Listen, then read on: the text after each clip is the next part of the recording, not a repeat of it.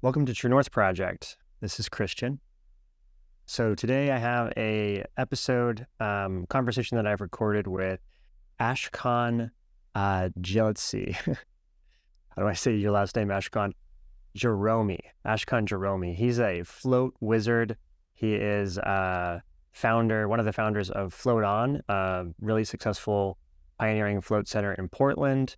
He was one of the co-founders of the Float Conference. So he's kind of a pioneer and leader in the float industry.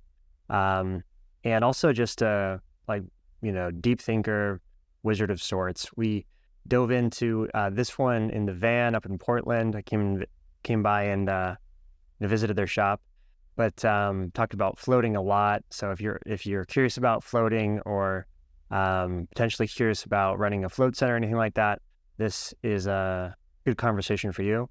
And everything from our personal journeys with floating, experiences in the tank, both sober and otherwise, kind of what floating is for, and exploring consciousness in the tank, a little bit about my background and my Mormon story, get into human social systems, our civilization, kind of pandering philosophically in deep dives and coordination of humanity and all that. So it was a really fun conversation. Once again, don't know why I didn't really, I know why. I basically went through Lily and I had separated and just kind of derailed everything. And actually we're back together now and stoked about that. But basically this was a interesting chapter of my life. And it's really fascinating to just open up the time capsule and look at who you were, a couple years ago. And one thing is just like, fuck, I wish I didn't talk so much. Yeah, I've gotten better at that, I think. But, you live and you learn. And recording these conversations has been a great learning path for me as well. So also, hopefully we can get the audio corrected a little bit. It was it's clipping a little bit. So sorry about that. And this podcast was recorded without video either. So this is just an audio only episode. But if you enjoy this conversation and you enjoy this podcast and you want to support the project, shoot us a like, subscribe, 5 stars, do the things, and enjoy. Much love. So True North was this idea I had in a float tank, 2018, early 2018, and it basically I got inspired to travel and just like blog and just go experience all these different kind of I guess you might say like transformative modalities that have helped me sort of orient myself in the world. And after about a year of doing that, of traveling, I was like, oh shit, I need to actually open a wellness center and bring some of these modalities to people that I love, in my community. And I wanted to like share it. And so opened a True North Float. And we're coming up on our 2-year anniversary at True North Float on Halloween. So cool. So yeah, True North Float's doing its thing in Southern Utah, and you opened on Halloween. It's an awesome day during COVID. Yeah, yeah, it was weird. I don't know why. It wasn't supposed to be Halloween. It just kept getting pushed back because of construction being delayed because of COVID and all this stuff. And what's super weird too is like, there's a little side tangential story, but like, one of the things that the float tank really helped me with, and one of the reasons why, the main reason actually I wanted to share floating with the world, or with my world, was because I used to have a metal screw in my left hip. And when I was 12 or 13, I had this screw put in. I was diagnosed with a genetic hip condition. My ball and socket joint in my hip was like sliding out. Wow. And so they put like a 3-inch screw and just pegged it together, and had it for 12 years. And then in that moment, like when I was floating in January 2018, when I had that, kind of like breakthrough experience, and it was just sort of like that first moment I realized like, holy shit, this float tank's for me, like it's like got something here for me. It's kind of like a doorway into myself. And I had this other realization that I need to get this screw out of my body at some point. And it was really overwhelming at the time because I didn't know how I was going to do that. Like I didn't have a plan for that. I was like, what the fuck does that mean? Like that seems like really bad that it's in there. And 10 months later, I actually had the surgery to get it yanked out. So Wow. yeah, it was a bunch of floating, a bunch of yoga, went to South America, and I got the clarity on a medicine journey. And I was like, oh, this is it. And I cut my trip short, flew back, got the screw removed. A year later, the anniversary of my surgery, or sorry, 2 years later. So 2 years after my surgery was when we opened, to the day. Wow. Like, and it happened to be on Halloween that we opened, and like, because it got delayed, but that was the anniversary of my hip surgery.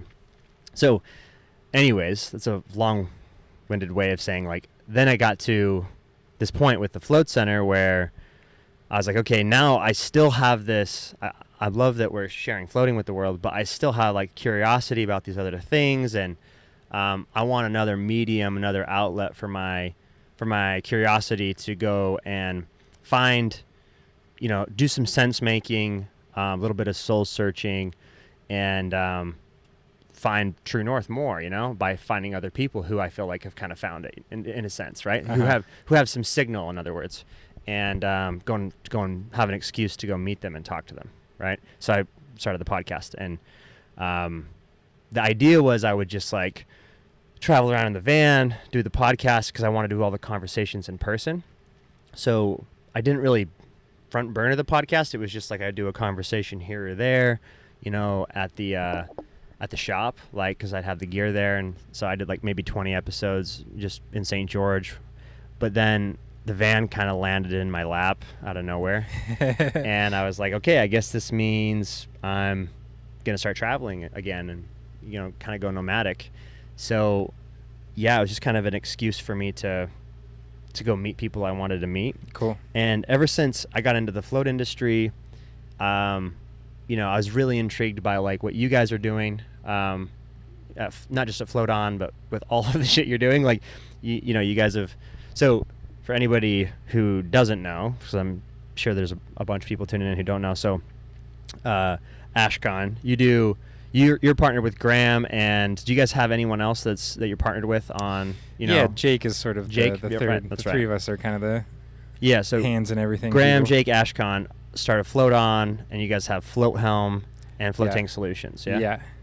So, and these are basically like, at least Float Tank Solutions and Float Helm have been really, I think, instrumental for a lot of float centers in the industry, and just trying to get oriented in a weird business, like, like, what do I do?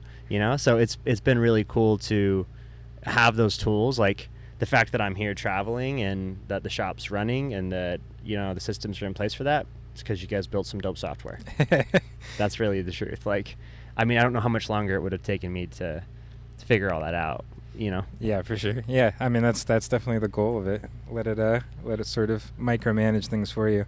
Yeah, and then hopefully allow you, once you get a system that, once you figure out like kind of what works, get in your groove, maybe you can scale, Yeah. to some degree, which I kind of want to talk to you about. Like, there's a lot of things I think I want to talk to you about, because I started to realize when I met you in Milwaukee that you're more than just a float guy.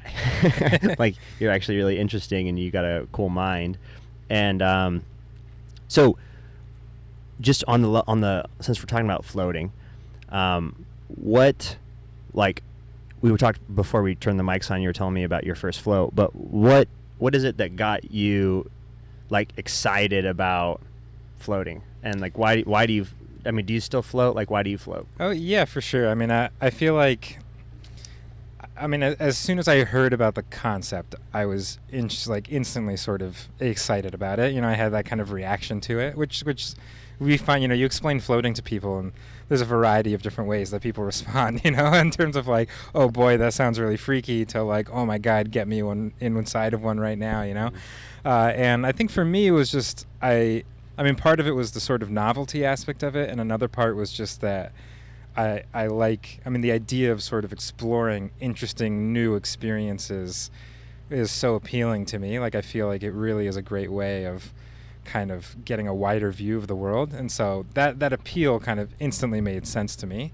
And I went and I tried it out, and floated. I think I maybe did like a 2-hour float my first time or something like that. Nice.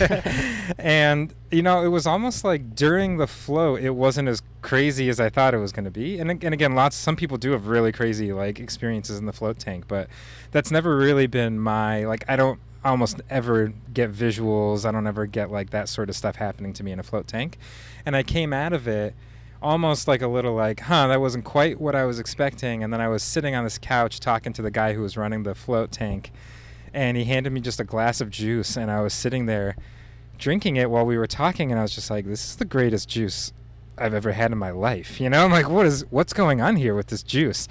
And I asked him about it, and it was just literally like frozen juice concentrate. And then, you know, I finished talking to this guy, and I walked outside, and it was this really like beautiful sort of sunny day in Portland. And, you know, this float tank was like in an apartment. This is before we had opened Float On, and I just was like walking around, and about 30 minutes later, I realized that I had absolutely no idea where I was even walking to, and I hadn't even thought about it. Like, it took me half an hour to even get to the point that I had even thought about the fact that I was just aimlessly wandering around on a beautiful day, which is not normally, like, normally I, like, feel like I know where I'm going. Or Yeah, you got to be somewhere. Yeah. And so that was, like, I was like, wow, that's not something that I've really experienced before.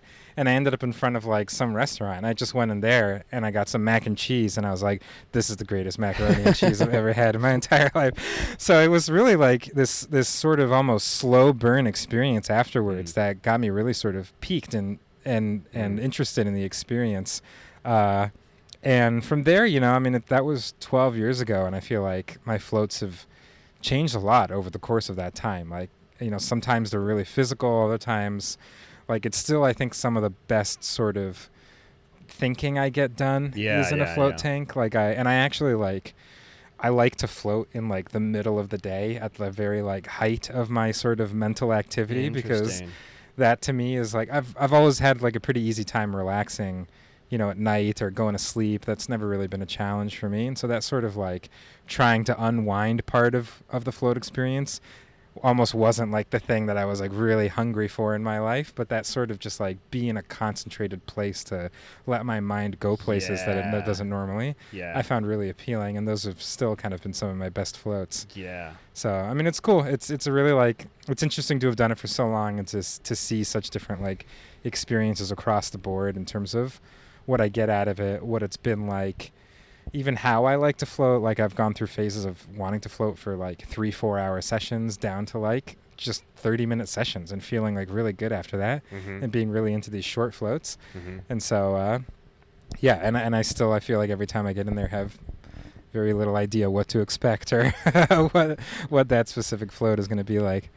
Yeah, it's funny. It's like it's an ever-changing, ever-evolving journey, because it's always going to be so subjective, because anything you experience in the tank is like something you brought in with you, right?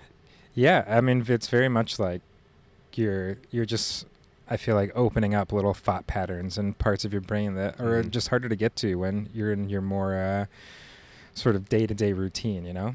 Yeah, another like cool little analogy I like is sort of, have you ever played video games? Yeah. So you go through a video game, you're like gathering experience, and then usually there'll be like some sort of milestone or checkpoint where you'll level up. You know what I mean? Like, you go and you actually like select the attributes or whatever that you're going to increase, you know, spend your experience on or whatever. And I feel like a float tank's kind of like that, where you go in there and you're like, start connecting dots, and you're like, oh yeah, like duh, like this guy needs to be part of this project. You know what I mean? Like, it's like stuff that you've held separately, you know, like ideas that have been existing in your mind, maybe have been like in different areas or whatever, and then you can kind of you have space to play and get creative and bring things together and imagine new possibilities. Imagination, I think, is a huge one. Like, just that, where does anything come from? Like, where does any creative process or creative idea or creation come from?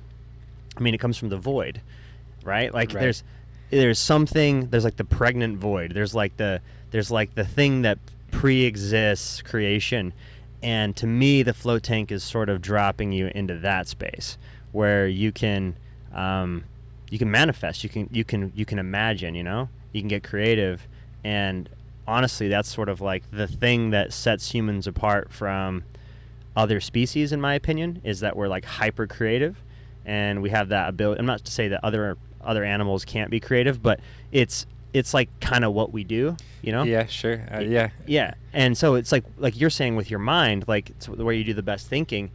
It's because you're going into like that domain where it's like, now I'm in the domain of mind, because I'm not in the domain of traffic. You know what I mean? And like spam or emails or whatever it is. And so I think it's kind of just like putting I don't know, like when you reduce the other things, you just bring to the foreground the stuff that the other stuff that we tend to forget about. Yeah, I mean, it's very much like, I feel like even John Lilly has one of the best, the guy who like helped invent the float tanks, has one of the best descriptions of this that I've found, where he just talks about like, you know, he was sort of well known for being one of the very early people to kind of make this analogy between the computer and the human brain, which sounds sort of like human biocomputer played out nowadays, but you know, he's doing this in like the 50s. He's a pioneer for sure. And he describes it as the fact that we have, you know, like we have these pathways that we have in our brain, all the way from like, you know, the physical synapses and stuff like that, down to just sort of like thought patterns that we have. And when you're going about your day-to-day life, I feel like it's really easy for your brain to go into those notches. You know, you have these sort of built-in notches as you're going through your routine. And, you know, like all living creatures seem to really love routine for the most part. And when you have some sort of experience that pushes you out of that, when you go into something like a float tank and all of a sudden, you know, you're not just going like on autopilot into something. It allows your thoughts to like get off of those well-worn paths and go in different connections. And like, I don't know, it's also surprising to me how sort of like satisfying it is. Like I'll like have little like epiphanies or solve problems in there that are about like the most trivial things, you know? Like, oh, like I should put that spatula over there in the kitchen. But like it feels great. You're like, oh, like it's just almost like a cathartic, like you just feel like your brain jumped over a hurdle or something that it has had in its way to finally be able to like make that connection. It's like solving a chess problem or something. Yeah. That's like the best feeling. It's like, oh, that's the move. Like, and you know as soon as you find it, you're like, it's just the move. Like I don't have to think if there's another move now. I can just move the piece. You know? Yeah. I feel the same way. It's like it's the ultimate, in my opinion, like design space, like human design space. You know, like where.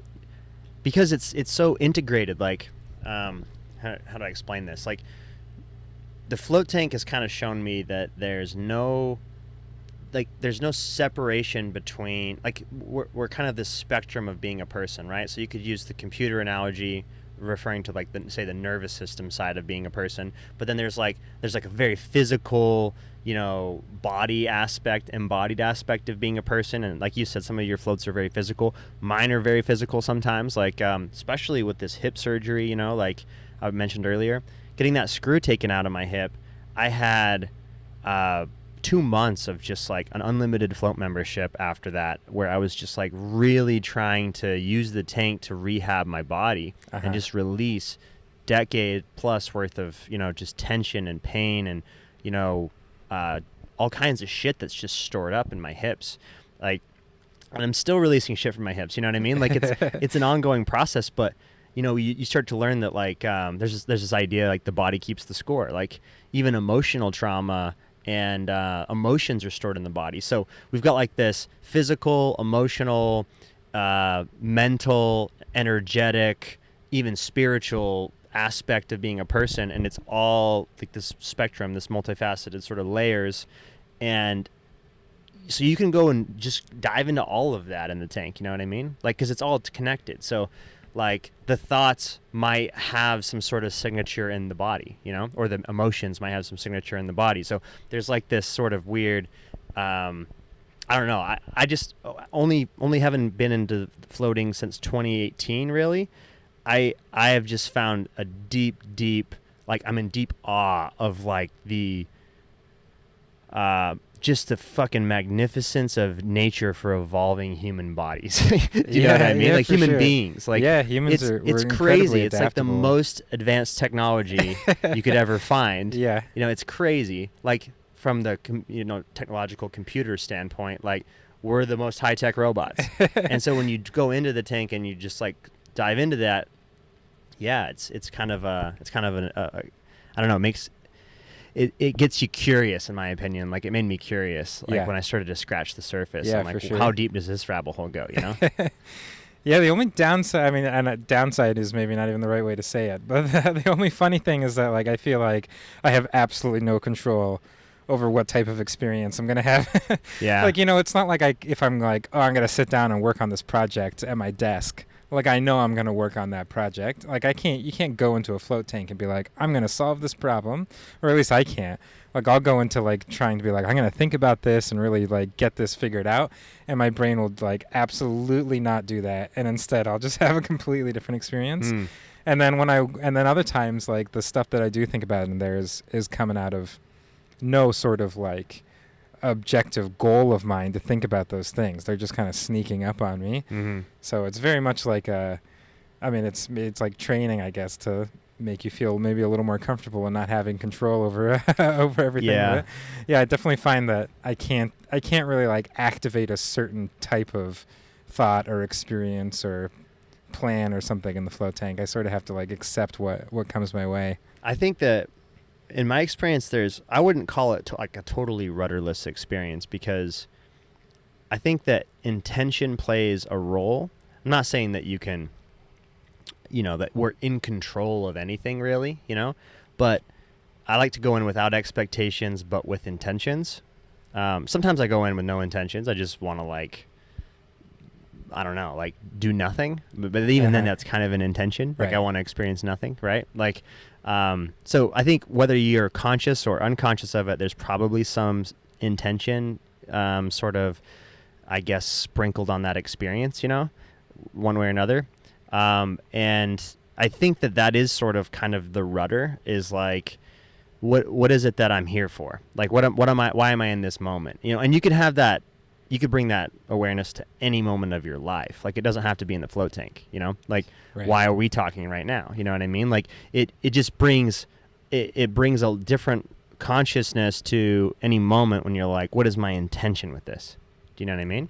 And so that's a great question. It's like, what's the intention with this podcast? Well, every time I do a podcast, my intention is to try to find whatever signal another person has, like, because I'm curious to see what it is, and I also know that, like, there's this possibility, there's this idea of dialogos, which is like, if two people or more do that, where we're both trying to find each other's signal and we both have patience with each other's noise, whatever that is, then not only will we find the signal, but a third signal, like a third thing, will emerge that's like the emergent property of us kind of coming together, Okay. And that's like the third. It's like the thing that exists kind of separate from us, but because of both of us at the same time.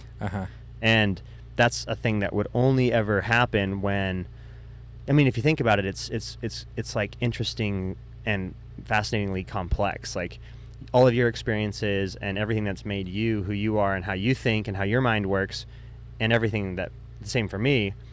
And then we both sit down and we're like, okay, let's chop it up. Like, then what happens, right? Whatever happens is emergent. Like, who knows, right? So that's like a kind of my intention with every conversation where I'm like sitting down with a mic, trying to see like what comes out of it, and always trying to, like, I guess, go approach it with sort of like just a curious mind. But the float tank, for sure, I feel like has it's not like a spaceship and you've got the steering wheel, but there seems to be some sort of rudder, it seems to be like some sort of way to direct the experience. And I think, though, for me personally, the way that I've been able to do that, besides just intention, is with breath. So I use my breath to kind of take me from, I guess, my normal state when I go into the tank to, like, I don't know what to call it, but it's a different kind of state when I'm on the other side of my breath, if that makes sense. Yeah. And I can, the first time I ever experienced this was floating, and it was assisted by some Wim Hof breath work and some edibles, and that sort of like pierced through to this other state that I'd never experienced before. And now I feel like that doesn't need the edibles, it doesn't need tons and tons of breath work. I've created a pathway. So it's like there's this You're getting better remembering. at getting there. Yeah, and really, it's not anything like superpowers or special, because everybody does that. Everybody has that. Like we all, it's nothing unique about me. Everybody has this, like I guess the best way to say it would be like intuitive sort of intelligence of the body. So like how does a dog know, like how a puppy know how to find food or how to play or how to do anything that, like, it's all instinctual. It's all baked into, it just does what it does. And that's how nature works. And we are that, so it's like we have that aspect, and your breath is the most like primal urge that you have. So when you can like connect with that and let your body sort of like, I guess, let go of the reins, Yeah, for sure. I actually, in college, I studied theater, like I was mentioning to you earlier, but I took a couple classes on breath work specifically. Cool. And we did a lot of focusing on breathing into different parts of your body and trying to breathe sort of down deep into, push your diaphragm down and not just kind of be up in your chest. Right. That sort of like natural, much, a little bit more, I guess you'll see sort of babies and stuff doing this kind of breathing belly into their breathing, stomach. Yeah. And I remember in one of my first floats that I just experienced that just naturally happening in my body. Like it was so unforced. And that just like in that environment, my body wanted to go back to that sort of place, and just kind of like that breathing came so much more easily to me there, and less consciously than it did sort of outside of it. Mm-hmm. Yeah, I think that's what I mean by the instinct of it. It's like what beats your heart. You know what I mean? Uh-huh. What causes you to breathe from your belly instead of up in your chest or whatever, and all of those things are like that's you.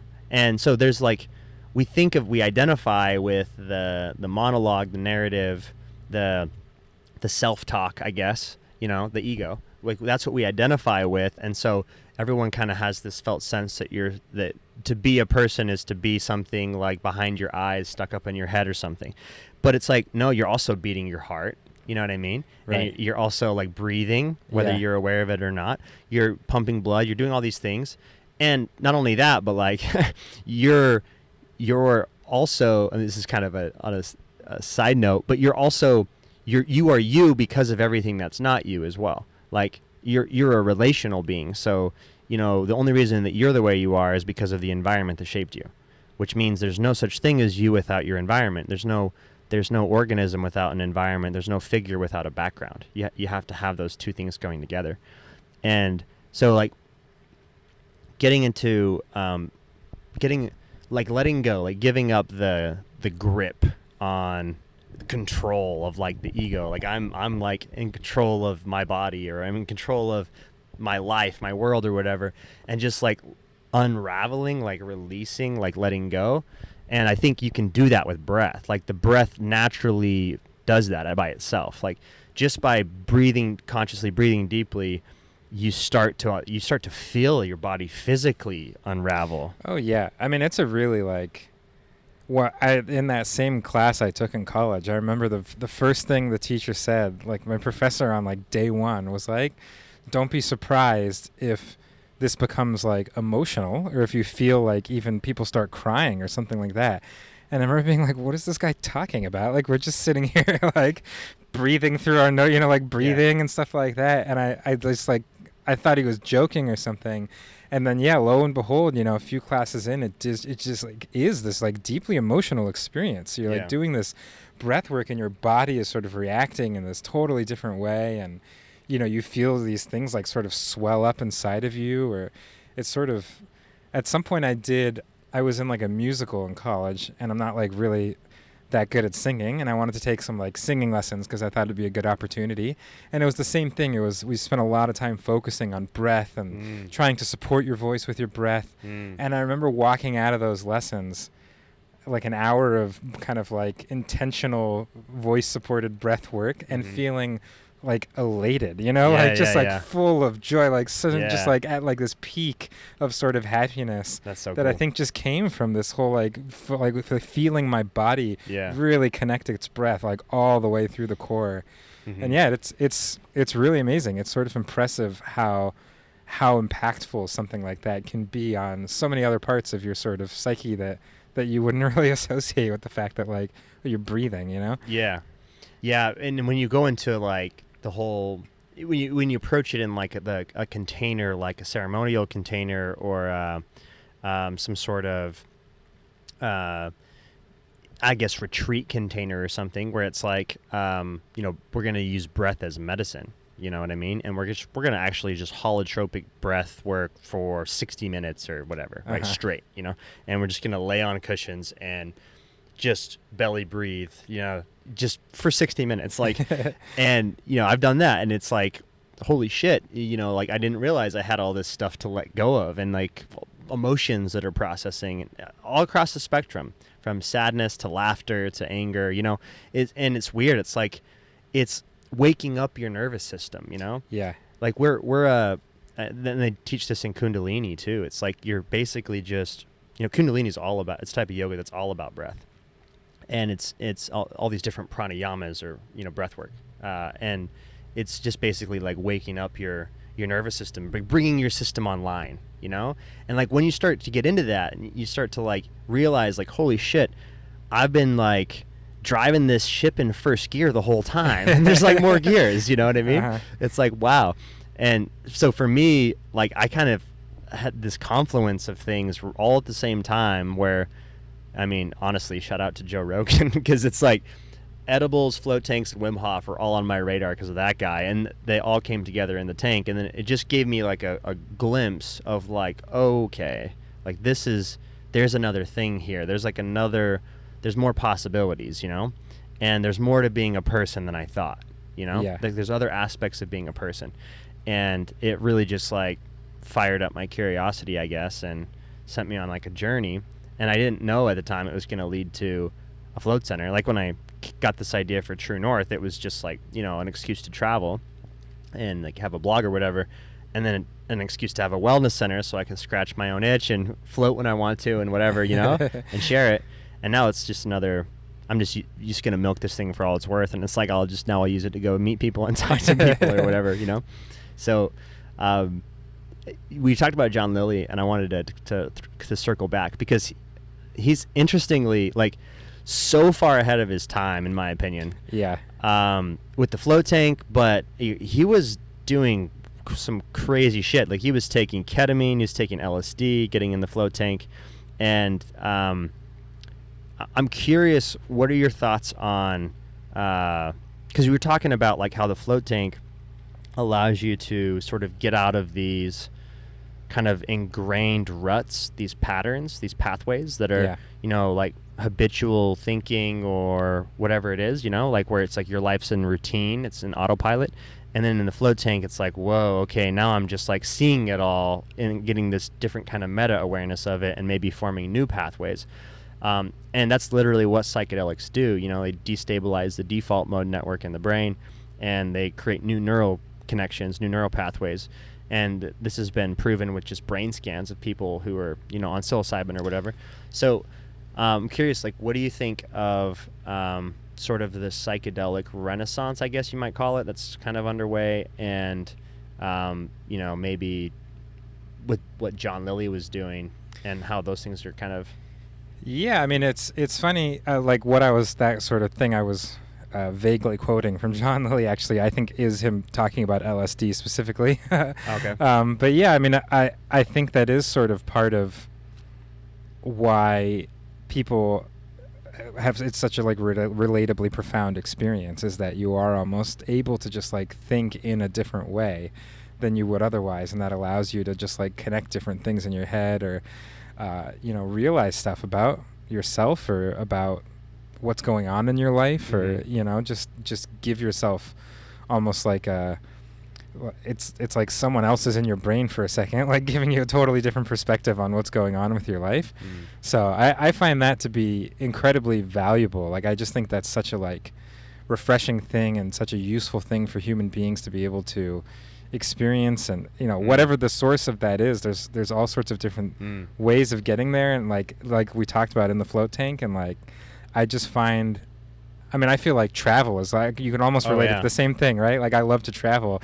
And it's like, to me, all of these experiences have this thing in common, which is just forces you to like expand your perspective, which makes you think about like the world differently, makes you think about yourself differently. And ultimately, I feel like makes you, you know, choose to like live a richer life to a certain extent, right? Like, I think it opens you up to making different choices, or to having a little bit more of sort of like a bird's eye view of your own life, and kind of being a little more contemplative about what you're trying to do or where you're trying to go. So I mean, to me, that's like a big part of expanding yourself as a human being is trying to have trying to find ways to have like perspectives on yourself and on your life. I love that you said travel. To me, that's like the perfect, it's like embodies all this stuff. Like, people call psychedelics taking a trip, you know? Right. Taking psychedelics is taking a trip. It's going on a journey. It's traveling, right? It's like, and that's what it feels like when you take an actual dose. It's a journey. Yeah. And then it actually like has a whole arc to it, you know? And then you know when the journey's over. Like, you come back. And then, you know, leaving your environment, because like I said earlier, like your environment shapes you, right? So, for example, I'll just use myself as an example. I grew up in Colorado City, Arizona, which is like it's a small little town of fundamentalists. So, and it's getting a new flavor now. But have you seen any of like the Warren Jeffs documentaries or anything like that? No. So, basically, it was a town. It was like kind of a Mormon fundamentalist kind of cult town, right? And a bunch of polygamists. And my parents were part of a different kind of subset group, not Warren Jeff's group. So I wasn't like subjected to all manner of abuse or anything like that, but it was still a tiny little worldview. Do you know what I mean? Where it's like, we believe this very, very kind of certain perspective, where it's like, you know, I mean, I could lay out the whole perspective, but you know, I've done that on the podcast already, so it's not really relevant. But my point is simply, in that environment where I was grown and cultivated, that's how I saw the world completely. Like, I was one of them, 100%. Like, that was just, I believed in Joseph Smith and all of the things that I was domesticated and educated to believe in. Sure. So your environment shapes you, and then it wasn't until I like stepped out of my environment a little bit. Like, I was still in Utah, but I was in Salt Lake. You know, I was out of the environment a little bit, and then got exposed to information and got exposed to other information from the other side of the fence, so to speak, like that wasn't in alignment with what I'd been told my whole life, and had to make a hard choice. And I was like, oh shit, like, I was born in a cult, and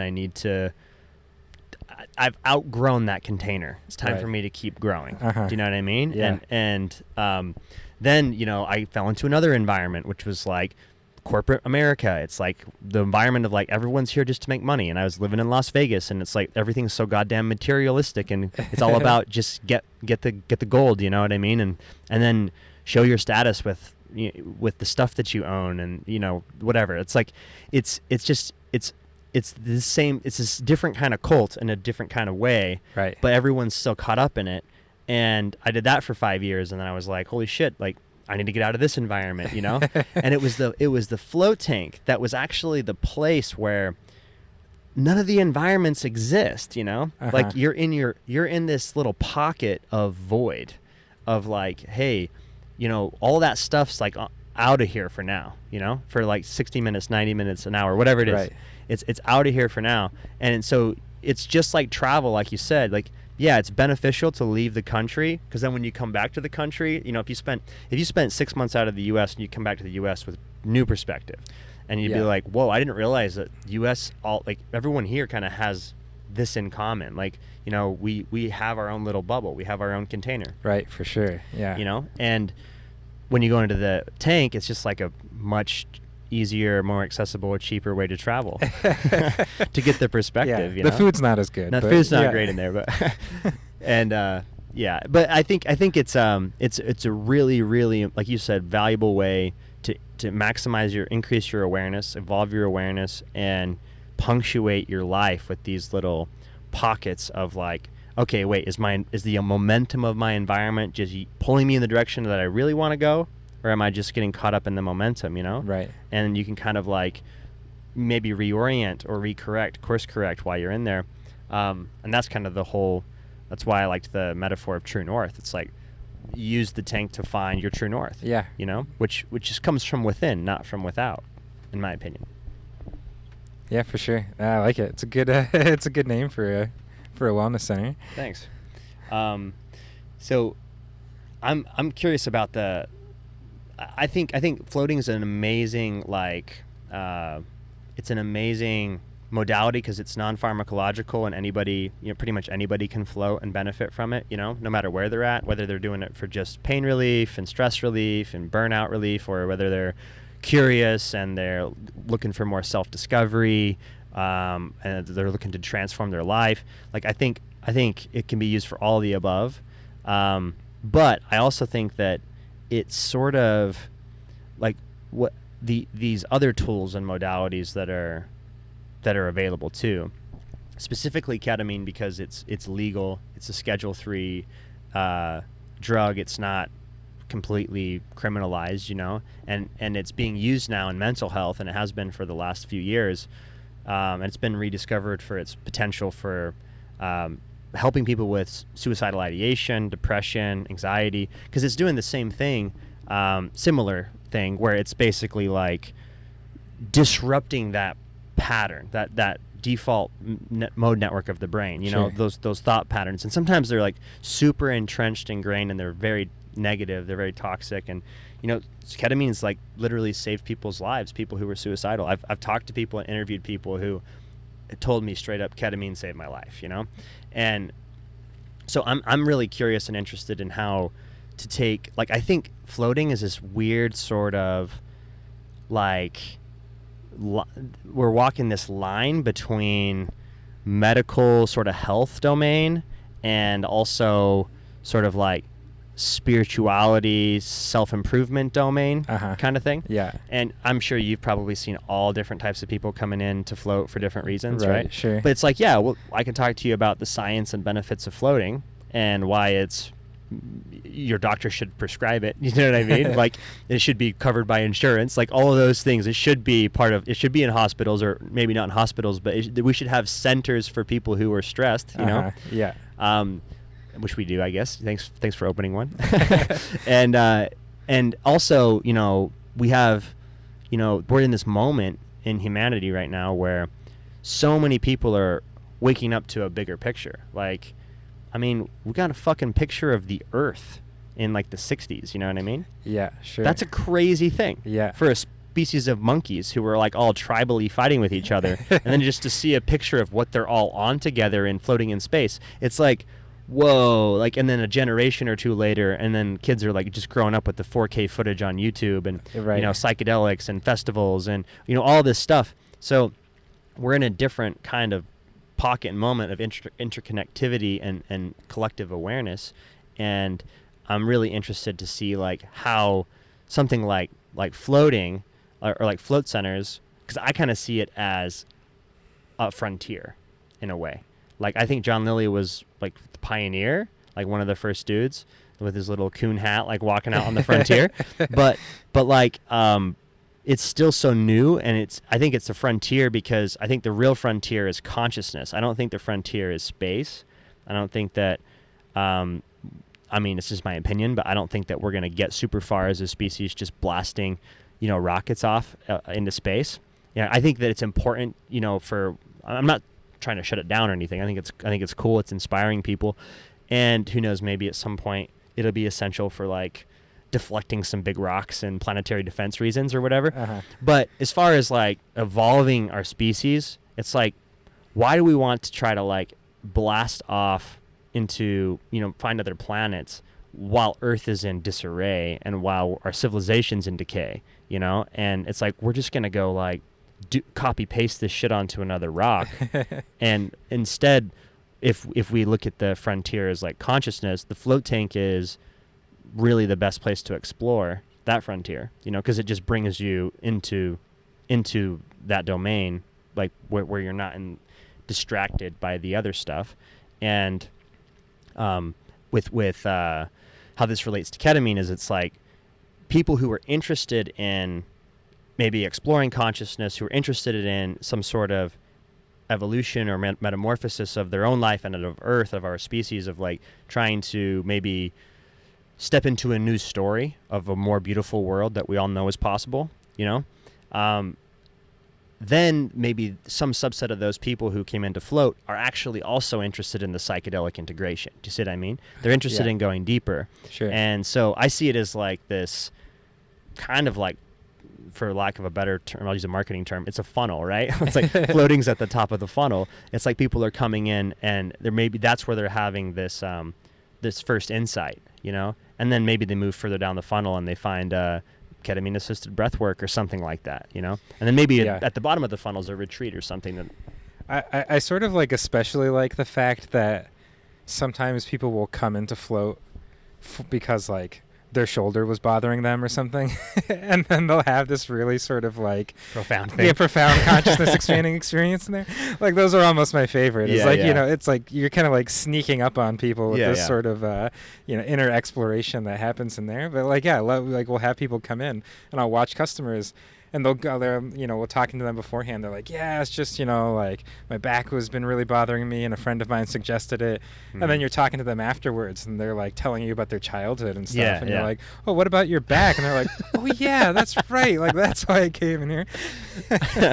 So, yeah, it's really like it's a funnel that's even like wider than I think people expect because you're kind of catching people coming in for totally all sorts of, like without even it's a very wide funnel exploration on their mind. Like, yeah.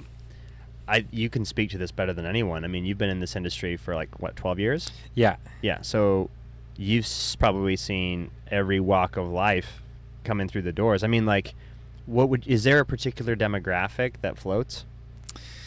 I would say like if there is, in my experience, it's more just based off of like socioeconomic than anything else. Like it's just like floats are relatively expensive because it's an expensive business to run, and so do you get a lot of people who in their teenagers or stuff like that coming into float? There's a certain just sort of amount of money you need to have to like be able to spend to come into float, and we try to like push against that at our float center because we do like you can volunteer at like a bunch of nonprofits around town and like earn free floats through volunteering. Oh, that's dope. And like we try to set up a lot of different programs so that like that money thing isn't a barrier, but it still takes some education for people to even know that's an option.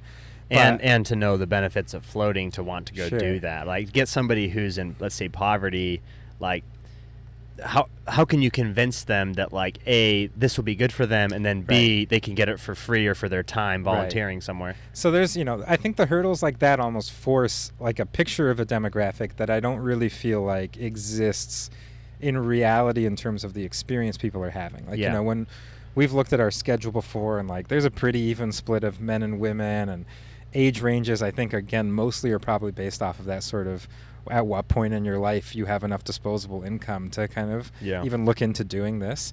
But we've like the amount of really like significant experiences people have had that range across like age groups, gender, whatever, like to me at least has convinced me that this isn't like it's not like a thing that I think everyone is going to get the same benefit from. Like I think we've definitely had people who have had like much more significant experiences than other people, but I don't find that that ends up breaking down based off of some sort of like demographic category that I've been able to identify at least. I know it's sort of like a silly thing to say. It's like funny asking a business owner, like, what, like, do you feel like there's like a certain customer? And you're like, no, everybody should float. Yeah. It's like, of course, like a very classic answer that you would imagine someone running a business to say. But like, I actually just feel like it is a much more universal experience than even I was sort of expecting it to be when I first heard about it. And people do really come in for a range of reasons and get a range of benefits across like a whole group of, a whole slice of civilization. I think it's because if you have a heartbeat, then you can benefit from floating.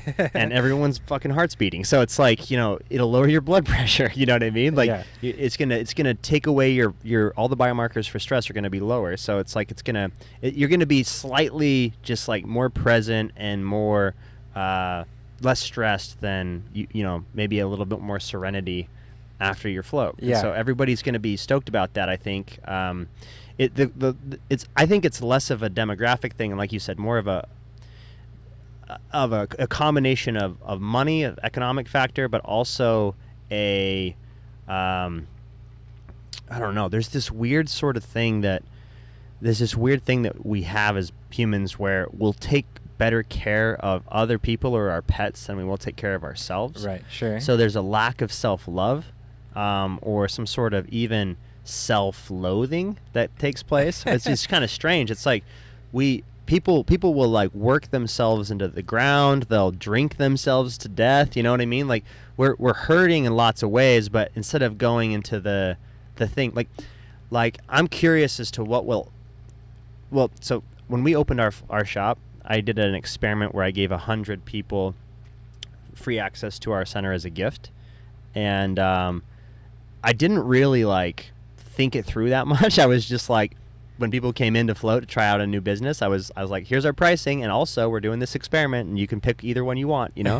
And so a bunch of people just kind of were like, okay, and you know, they did it, and other people were kind of like weird, and they weren't ready for that, and they were like, no thanks.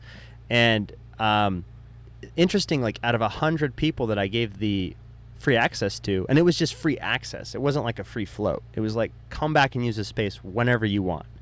And I would say probably 20% took me up on that, and they were like, came back, you know. And the other 80%, it was kind of like, I don't know if, I think people actually enjoyed the float. It was just that they probably didn't know how to receive a gift. Right. You know what I mean? Yeah. And there's probably like always, there's a catch. There's some sort of fucking scam going on here or something. You know what I mean?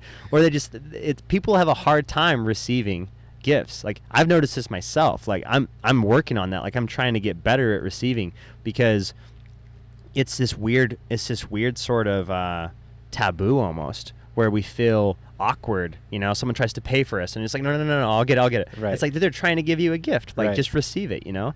And I tried to give 100 people a gift. About 20 people or so out of those 100 really received it. And those 20 people were so stoked. And it was like, maybe it was like 30 people, but it was like those people were super stoked, and I had so many awesome interactions with them, and like so much gratitude involved. And, you know, it was really powerful. But what I'm interested in is like, is there a way to approach like a business model where you don't have a financial barrier to entry? In other words, if somebody who needs to float can't afford floating, they can float. Yeah, I mean, I think we've always tried to do that at our place, and it's, you know, I think part of it is just that it's hard, like you're saying, for people to even like realize that that's a way they can interact with a business. But I think to this day we've only ever turned away one person, like in 12 years of like anyone who, like we have things that are like on our website about different ways that you can come into float, like a few different ways that you can get into float without paying. And in addition to that, if people contact us, we will like almost always try to work something out with them. And I think only once did someone like email me, and they're like, yeah, I can't really afford this. And I'm like, well, you know, we have like memberships that can make it cheaper, or like we have this whole volunteer program set up. You know, like we'll do like barter, like we do all these different avenues. And the person was just like, yeah, I don't really want to like have to put any time in or anything. And I was like, okay, well then I guess I probably can't help you. Like if you're willing to put like not like zero back, you know, like you don't want to equal exchange. Yeah, like we have so many different ways that we're trying to be open. But that was the single example. In any other case, like we've done all sorts of like stuff with people where we've had them write blog posts for us, or you know, just like track their experience, or do a number of other like things that have sort of, you know, come out of their float experience to allow them to come into float. Yeah. And you know, I like the fact that that's a possibility, that you can run a business in a way where like, yeah, you know, if you have a lot of money and the easiest thing for you to do is just pay the money and go float, like great, like we're totally set up to do that. And obviously like we need a lot of people to do that, because we can't pay our staff in you know, like cookies that people are baking us. Like, so like there's a certain amount that like, yeah, the system is the system and we got to exist on it. But for the people who want to float, like from day one we were always pretty determined to have some pathway that they could use to get in. And I think more than anything, probably the biggest hurdle to that is just people not even,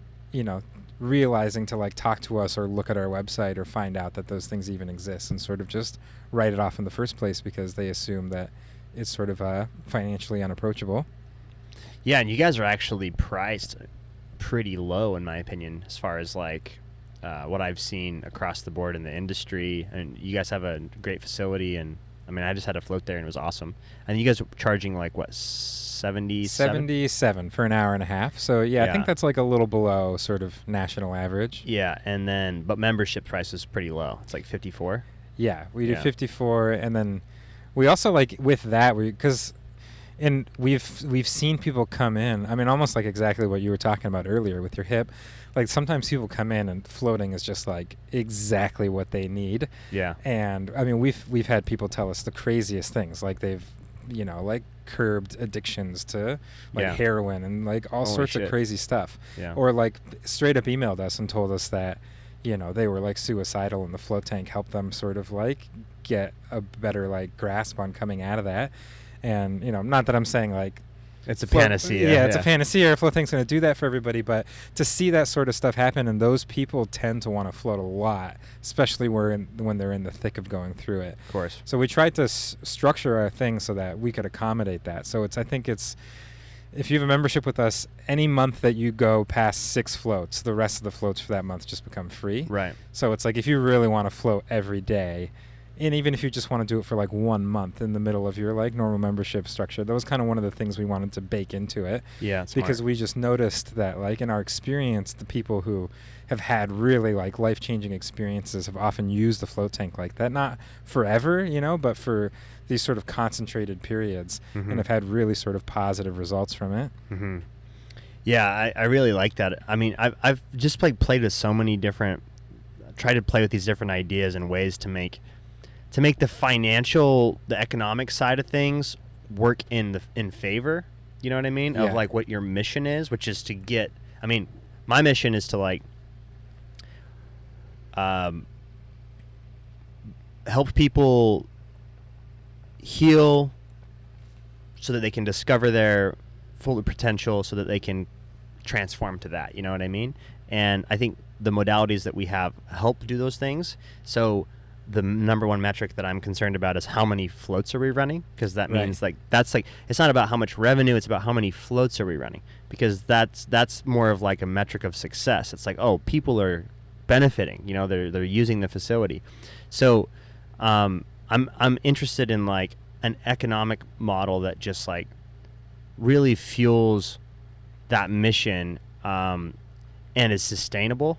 But I don't know. It's like, I feel like some of the challenges that I guess float centers face is, it's a pretty high-priced, a higher ticket item for most people, at least. Like they see it that way.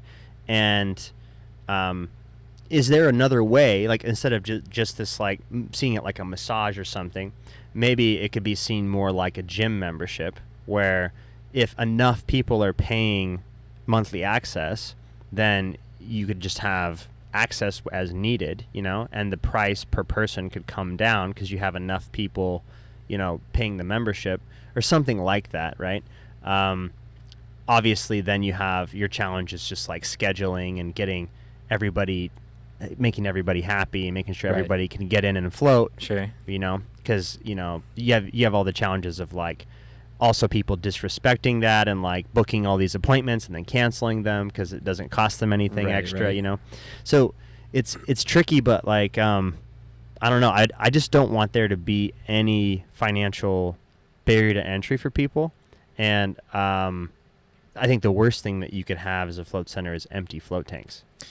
Yeah, I mean, for sure. And a lot of what we do, I mean, this sort of spans both being able to get people into float and sort of a economic marketing benefit. But most of our marketing really focuses around trying to just keep our float tanks full. So it's really like, we could spend $1,000 on ads or whatever, or we could see that our schedule is like 30% empty and find some way to just like give away that 30% of capacity for free. And that's like what we've sided on a lot. And, I feel like kind of like what you were saying before, like there's like sort of a friction in society about just receiving something for nothing. And I think there's, one of the ways that we've gotten around that is to have it feel like there's some exchange going on. There's always something like, and this is from day one when we opened our float center. We launched an entire art program, so we had I love this. like hundreds of artists who came and signed up, and they all got 2 free floats. But then we asked them to make a piece of artwork afterwards, and we even got them the canvases and everything. So it was like a super easy thing to get into. But it felt like what they were getting was sort of justified. They were giving something back.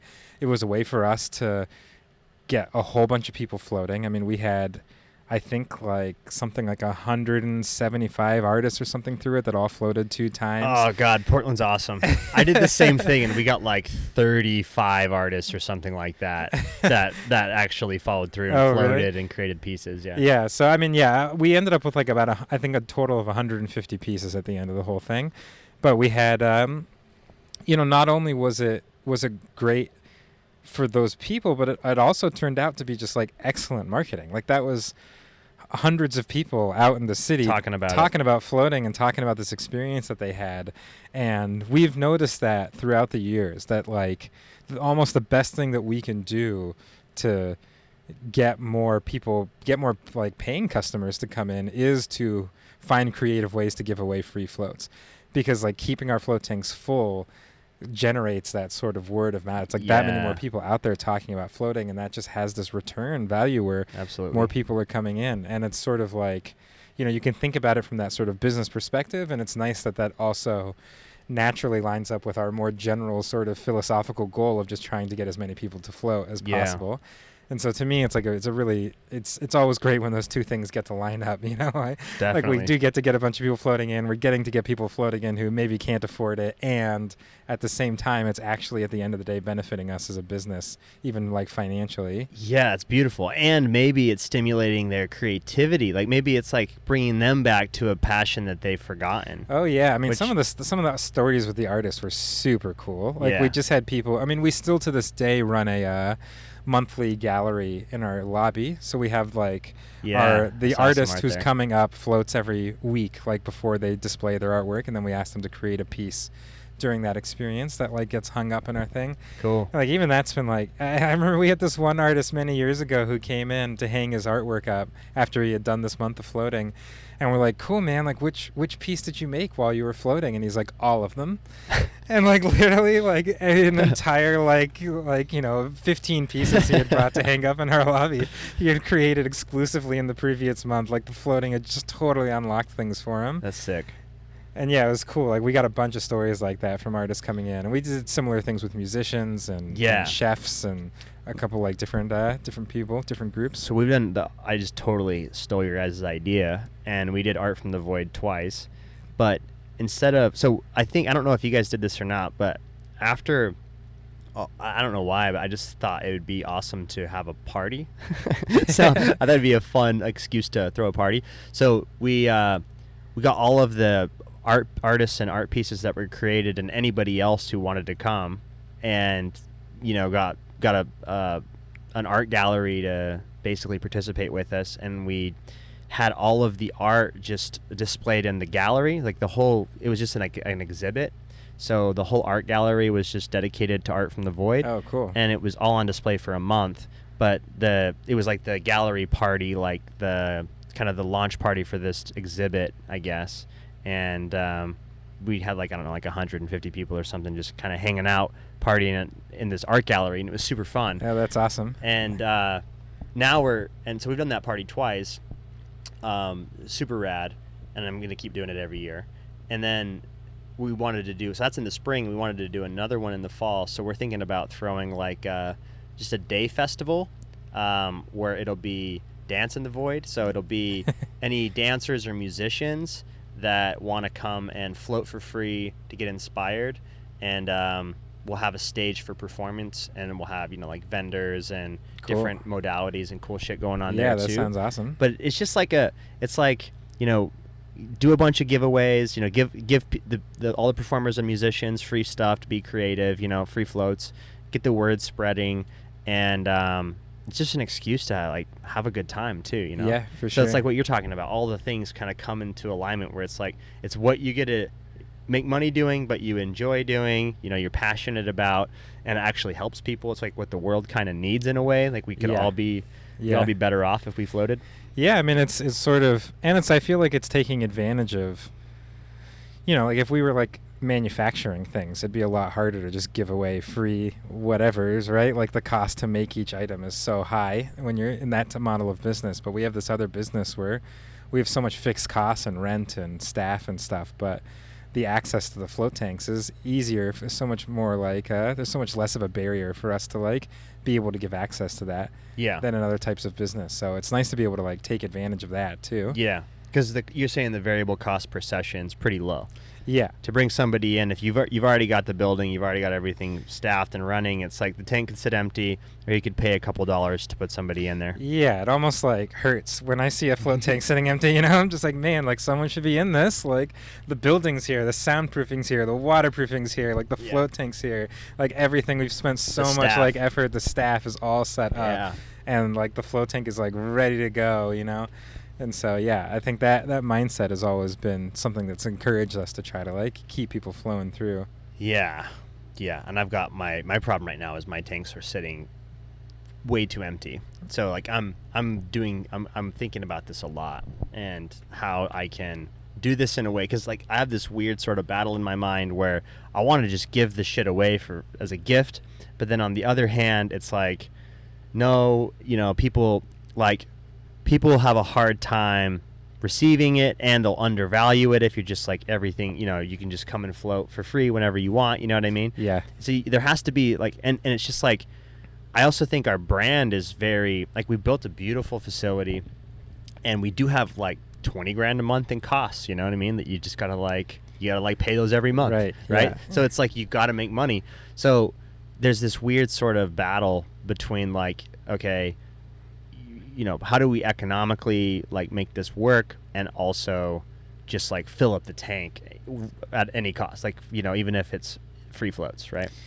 Yeah, I mean these are hard problems. I mean, I feel like this is like you could expand this out to just like capitalism in general, right? Like it's a system that, as like I think we can all see, as so many sort of deformities and gets things so messed up, but at the same time is also like a really great solution to a lot of things, right? Like the market is a very efficient way to solve a lot of problems, and it's like trying to figure out that balancing point, or where the economic realities exist and maybe like are purposeful to exist, and at the same time we don't want to create a society where everything is based off of these sort of like messed up rules. like there's got to be some room for humanity built into it as well. I mean, these are big problems that like I think have difficult answers. But it's crucial that we answer it. Yeah, it's for actually sure. an existential problem. In my opinion, I think it's existential. I think it's really, I think economics is really like fascinating. It's just essentially like one of the like key driving forces of so much about society. It's the engine of the world-eating machine. Yeah, and it's amazing how much when you try to solve a simple problem, the solutions are so complicated. Yeah. And I feel like I've become more convinced that like it's not one thing. It's not like one idealistic sort of version of anything, like capitalism, whatever, like hard Socialism, communism on the other side. Like stuff. they sort of each have faults in different directions. And the world's just complicated. It's a complicated place, and it's hard to like have a simple set of rules. Yeah. I mean, even when you look at the world, when I look at something like evolution, which I think is such a powerful concept, right? It's such a simple set of like logic, right? It's like if there's more of something, if something's better at like duplicating itself, there's gonna be more of it. Like it's like such a like little tiny kernel of a concept that results in like the vast complexity of all life as we know it on the planet. Yeah. And I think about stuff like that in terms of something like economics, and we're trying to apply similar logic like that. Like, okay, there's this idea of a free market, which is just Supply demand. supply demand, and that will like create the complexity, and in It many does. ways it does, and in many ways evolution works and is also like kind of crazy and flawed, right? Like there's a lot of things you can point to Yeah. just in life and the way that all sorts of different life forms are created that are sort of you're like, Wacky. oh yeah, like, you know, there's a lot of stuff about our bodies that I feel like could be a little like, I hate biting my lip, you know. It'd be nice if that's not how that worked. Or Fuck like, you, evolution. yeah, fucking like Keep biting my breathing lip. and eating through the same hole, like that's not great. Like so it's hard. Like the world is a complicated place, and it's tough to have simple solutions to that always end up working out. Yeah. I don't think there's like a panacea for anything like with economics to solve all of our problems, but it seems like right now we're on a train with no brakes, and we're running towards something bad, you know, like a cliff or something, because you know the current economic story is built on growth, like infinite growth, and that's just, it's not possible to keep growing forever. Yeah, I mean it's certainly not sustainable. Like, I mean it's literally like by definition not sustainable. By definition, it's a simple math equation. Yeah, I mean at least currently, like if we actually did have a much more expansive universe that we had access to in a practical sense, like maybe we could start questioning some of those presumptions, but at least currently it's very much like there's a clear difference in what There's a bounded this growth-minded environment. like system want. And it's not even just growth. I mean, the craziest thing to me is that companies, like publicly traded companies, like even if they grow from one quarter to the next, is not enough. Like Right. the rate of growth itself has to be improving for someone to be seen as doing well. Like if you're like, we made, you know, $1 billion this quarter, and the next year you make $1 billion that same quarter, Stagnation. it's like your stock price will Yeah. go down. Like people are like, no, that's not acceptable. Like we Yeah. need literally like the growth itself to be growing for us to be seeing this as like a satisfying thing. It's like it's so sort of perverse in a lot of ways that's the expectation. And I think the jury's kind of out now. Like if you just look around at our civilization, we've been under this sort of like paradigm long enough now to see the side effects, you know? Yeah. To see like what inner cities are like, and to see like homelessness and suicide and alienation of people. Like you're right, the market's efficient, but when you take something like health and it becomes commodified, right? Or you take something like relationships and it becomes commodified. So I sell your relationships of your community back to you as goods and services. Yeah. Do you know what I mean? So your babysitting is now as service, instead of like, oh, you know, we're friends and you watch my kids or something like that, right? Like that's just one small example, but that's happened to everything. So now everything is mediated through money, through this kind of currency medium and economics, and it takes the soul and the gratitude out of every exchange, out of every transaction. So it's like if I can get food from somebody at the drive-thru, I don't have to know their name. I don't have to know where the food came from. I don't have to know the farmer that grew the lettuce. I don't have to know anything that happened, the story of that food. I just swipe my card and I peace out, and I have no gratitude for the thing. You know what I mean? And what it creates on the back end of that is a horror show of the supply on the supply side. Right, because it's like, oh, there's this demand, and we'll completely, you know, in the most like, I don't know, dehumanizing, unethical way, we'll squeeze the supply side to fill the demand, you know, and we'll scale it up to industrial levels, and you know, we'll put glyphosate on all of the soil, and we'll put the cows into into tight little spaces where they're like, right, you know, in horrible conditions, and all the other things. Yeah, I mean, to me, it's like really. Like I'm not sort of as down on the sort of, I guess, commodification that can happen in society. Like, I mean, I love the sort of personal connections that you can have with people, and I feel like can see the benefit of having, like, the efficiency of such a complicated society that we have nowadays. And I almost feel like the problem is just that we have, you know, value, like what we view in life as valuable, and we have money, and those things are like imperfectly related. Yeah. You know, it's like if somehow the concept of money managed to better represent environmental Value. impact, moral impact, Yes. those sorts of things. Like Yes. we could lean into it heavier. Yes. Like, you know, it's almost not the fact that we're using money for everything that is like the core of the problem. It's that the money has stopped, or maybe it probably never did, but like it doesn't represent what we actually value as a society very well. Exactly, and that's why you have soulless corporations, like so the things that rise to the top, because you know it's like evolution, right? The thing that's the best at surviving, the thing that's best at the game of money, the game of power, Right. will get to the top. So Yeah. you get Coca-Cola, you get McDonald's, you get like these corporations that literally it's all about maximizing profit for shareholders. Yeah. That's just what it is. So it doesn't matter that the product that we're selling, that we're getting to people, is bad for them on every level, and it doesn't matter that the bottling and the packaging for that product is ending up in the ocean, Right. and on the rivers and everything else. You know, none of that shit matters. Like I met a guy at a festival last weekend, and I was ranting about Coke to somebody, and he overheard me. He's like, "Dude, I used to work for Coke," and he's like, "I quit those fuckers." He's like, "I'll never drink a Coke again because of like being in their facility and seeing the horror, like Yeah, how gross sure. it is." He's like, by the way, always wash off the top of your soda bottle, because people's like step on those like with their feet, like, and they don't wash them, and then they Yeah, just get that's bottled. gross. It's like there's like all kinds of like it's just efficiency, you know. Yeah. It's people looking at numbers and not thinking about humans and environment and the biosphere and all those types Yeah. of things. And the bigger a company gets, the more there is no conscious moral Yeah. being at the top of it. You know what I mean? Exactly. Like us, like as individuals, we have that. Like, could I live a slightly better life if I was just like totally destructive to everyone around me? Like, I don't know, maybe I would like get more or something as opposed to sharing stuff I had, but like inside of me that doesn't feel good. Like, it doesn't feel like a moral way to live a life.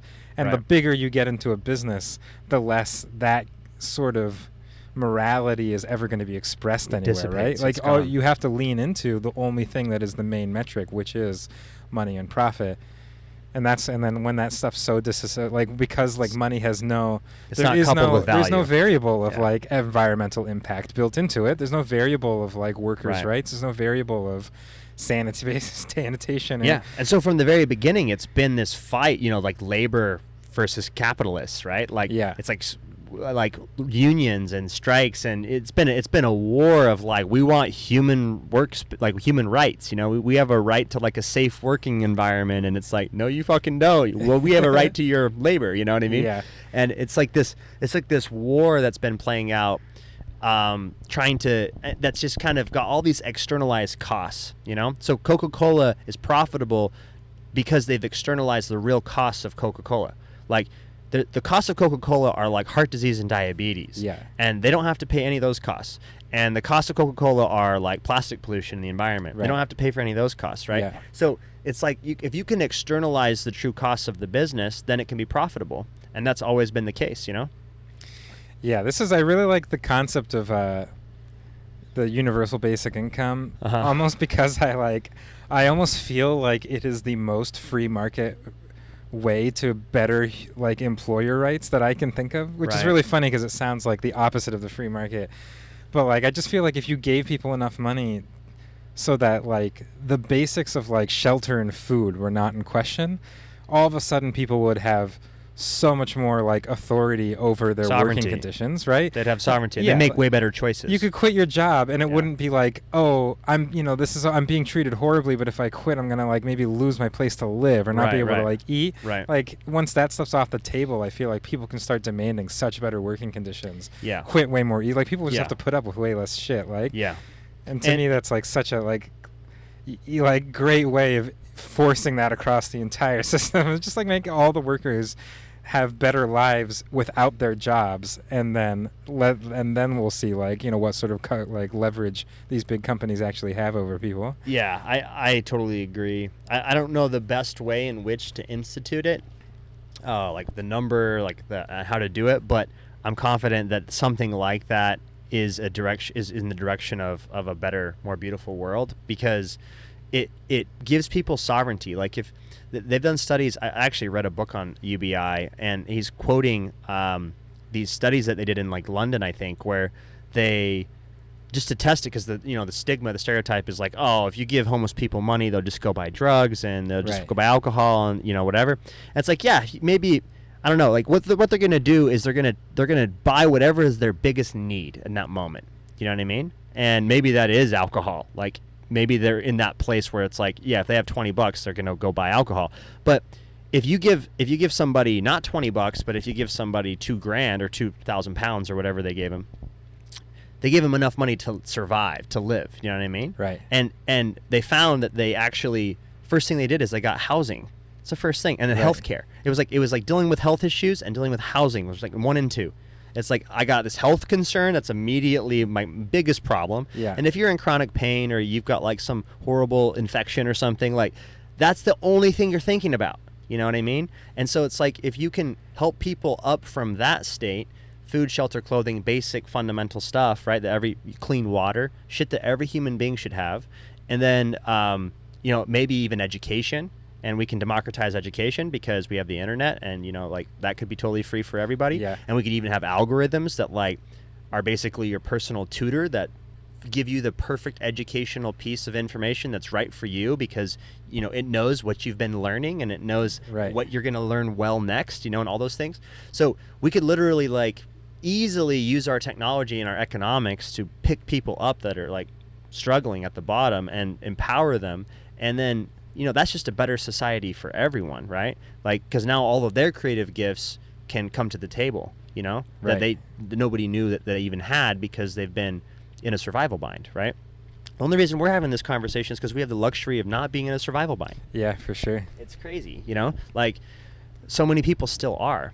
And I'm really excited, I guess, if there's a place for optimism. It's like, well, Web3 and the blockchain space, people are trying to develop and experiment in economics and in these sort of domains where it's like, actually, now we have programmable money. We can kind of program what we want into it. You know what I mean? Right. Like, we don't have to stay with this old legacy system if we don't want to.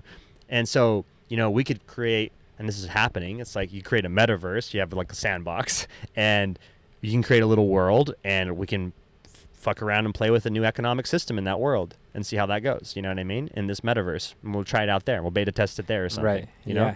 But yeah, how can you could take social good and value on the social level, like, and program that into your tokenomics.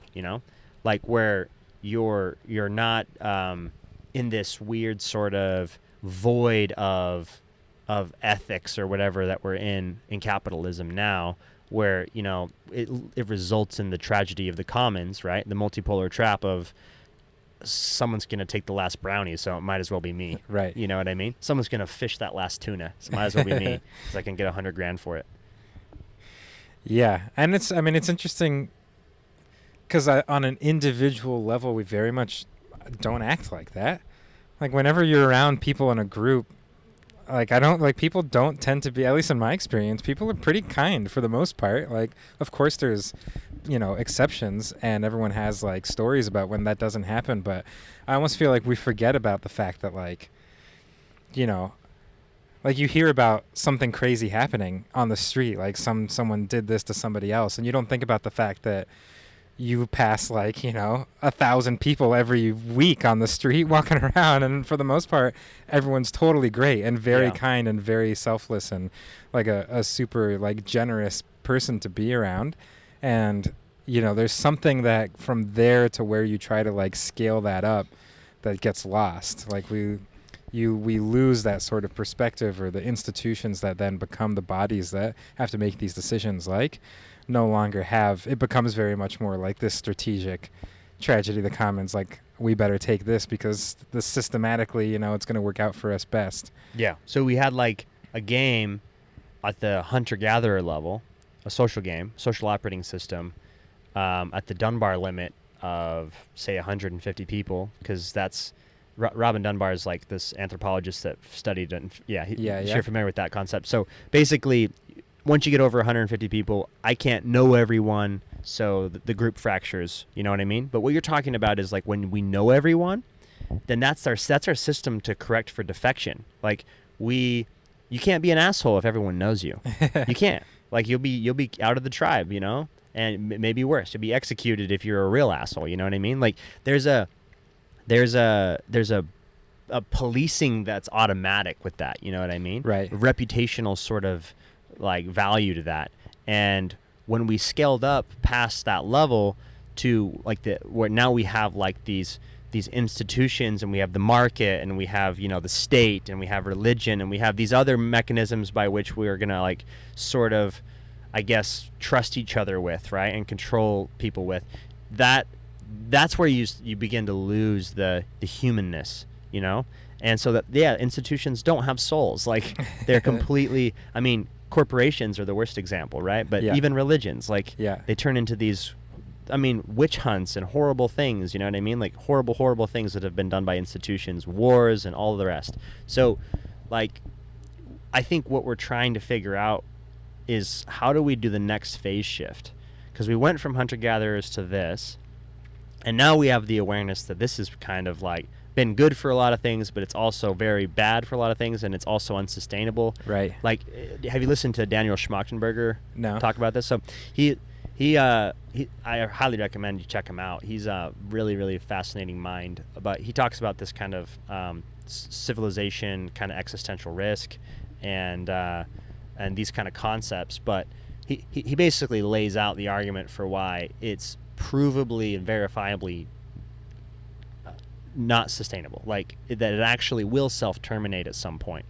And there's various reasons as to why, but like what, to your point, like, you know, if you've got this system where it's basically natural selection, right? It's selecting for certain people. Like, who's going to be the best person at the top of, let's say, the executive of one of these corporations? Well, it's going to be the person who's the best at playing the game of power, you know, and getting into that position. So it's selecting for sociopaths, you know, politicians. It's selecting for people who don't have that strong, like, ethical, like, compass, and are more motivated by, like, you know, winning.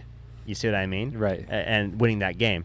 So it's selecting for those people, and it's actually extracting them up to the top of positions of authority and influence. So it's a real problem.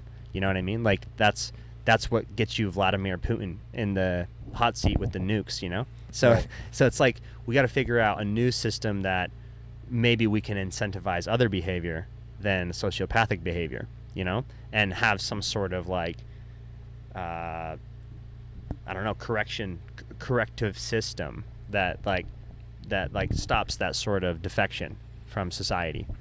Yeah, for sure. I mean, it's hard. I mean, I do, at the end of the day, sort of find myself being an optimist, and, like, you know, there's so much wrong in the world, and it's really easy to look at it, but it does still feel to me like things, in the largest sense of things, go in the right direction. We're like, you know, we don't have feudalism like anymore in good chunks of the world, right? Like, things have been progressing, which is really nice. And at the same time, it's hard to, like, you know, exactly know what it is that triggers these sort of more significant shit, like revolutions and stuff like that, these more sort of pinnacle moments of shift that happen in society. But I mean, definitely, I think education is a huge part of it, like to understand the possibilities of how stuff could be structured. And I mean, I think expectations are a big part of it too, like humans just expecting more out of society and, like, sort of demanding that it is that way. I mean, a lot of the stuff, a lot of the, like, social democracies in, like, England and stuff like that, the social programs they had there almost, like, came out of a fear of response from the people in power to the rise of communism. It was like, oh man, like, we better give people something to, like, to kind of quiet the hunger, like, as people look into these other places, and these programs are being implemented that are giving people a lot more access to, you know, the resources of society. Like, was the same time that England started implementing all these other policies that were in that same vein, as, like, almost a means of, like, releasing some pressure off of that situation and not leading to the same sort of revolution that might happen. And I feel like that can be really potent, you know, like, people just expecting more and a better, like, you know, to get more out of government and society. I feel like will push things in that direction. That was Cronus. Flapping his big ass ears. Yeah, I think that's definitely got to be part of it, is like we expect more from the institutions. And so the question is it reform? Like Andrew Yang or somebody would be like democracy reform, right? Like we need to fix the democracy, because it's like without a functioning democracy, we can't solve any of the problems, right? But I would go a step further and say it's not fixable. I don't think that the current institutions are fixable in the sense that like we can keep them how they are. I think it's more like a caterpillar giving rise to a butterfly. It's like a total metamorphosis, you know? Yeah, I mean, it certainly feels that way when you look back at history. Like most of the examples of radical change come from, radical toppling of organizations and restructuring. I mean, it's one of the things that makes me kind of excited about, like, going back to your point about space travel and this sort of like almost perverse idea of just continuing to expand out. Yeah. Like the one thing about that I really appreciate is that were we to like get to the point that we could form a civilization or a society on a new planet, like it's such a clean start, I feel like it's such an opportunity to not bring the baggage of everything that we have going on here to a new place. And like when you look at history, so much progress gets made in those moments. Yeah. I just think that like if we're gonna like on that point, it's like panspermia. Like it's us seeding another planet, right? Yeah. Literally with like a dick-shaped rocket just shooting off towards some other place. And it's like, okay, so do we want to be like the gross, like 400-pound dude in a wife beater, like, like shooting his load into somebody, or do we want to do we want to fix our shit first before we try to like expand? You know what I mean? Because the way that I see it is with our current like the way that, I don't know, and maybe we could send the best of the best, and maybe it's different. I don't know, but like it feels like Gaia Earth is all we could ever want. Do you know what I mean? Like from a perspective of like the universe, you're never going to find something better than the environment you as a species evolved in. Yeah, you're not going to find anything better. Like you might find something inhabitable, you might find something that will work, and maybe the creatures there, maybe you can figure out how to like kill them and not so they don't kill you. But like Earth is like the spot for humans right now. Like it's the spot, and it's a beautiful like blue jewel of the universe. Like we just gotta like solve our coordination failure. Like that's what I was gonna say about the democracy reform needing to go a step further. I think of this as like the real meta problem that humanity is facing, and this is sort of, in my opinion, I think it's like a filter. I think we either, if we solve this problem, we go through some sort of phase shift or metamorphosis towards another type of species, like a different kind of world, hopefully a more beautiful world. And if we fail to solve it, then we're just kind of like, we're going to go backwards into the same, mired back into like, I guess, whatever follows the apocalypse. Do you know what I mean?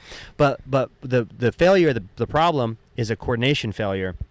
It's like, okay, we have all of the resource, all of the creative capacity, all of the intelligence, all of the money, because that's just like an abstract thing we can create. You know what I mean? We have all the stuff that we need to have radical abundance. You know what I mean? Like the people are starving while we're throwing food away in this country. Right.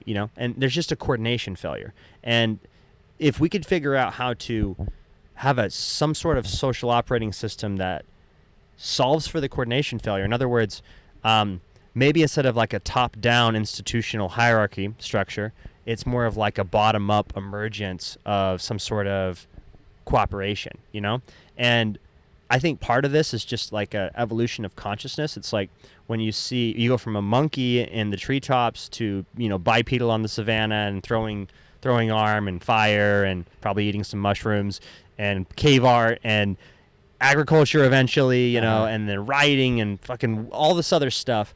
And now here we are, talking into some mics in a fucking band, like in Portland, like there's we're out on the edge of something, and I think the the next phase shift is like is realizing that we're all one. It's like realizing, oh yeah, like Carl Sagan said, like we're all in that pale blue dot, you know, on a speck suspended in a sunbeam, you know, like we're all in this shit together. It's actually what this wristband says. I got it at Above and Beyond. We're all in this together. This is from the MIT climate booth that they had set up there, but we're literally all in this together. And there's no such thing as an individual without an environment. There's no such thing as self without other. They exist. Duality, it's like you have to have both parts for the thing to exist. So, you know, by definition, we're like the same stuff, like the same protons, electrons, and shit. It's like all the same stuff, you know? And so we're like the universe experiencing itself through different apertures, through different lenses. And so coming to that awareness, that having that shift in consciousness, maybe coupled with some technology perhaps, can give rise to some kind of new emergent operating system that has some sort of coherence on a collective level instead of just the Dunbar level, right? Like a small level, like where our sense of self expands out to planetary. Yeah, for sure. I mean, I feel like the internet is such a huge tool, allowing us to like be able to do things like that. I mean, I think, I definitely agree that there's, I think, a different role for government to play. Like the very concept of government, you know, feels antiquated in the way that we have it on the planet. We have these like structures in place that feel like they're from a different time based on like they were written with a feather. yeah, exactly.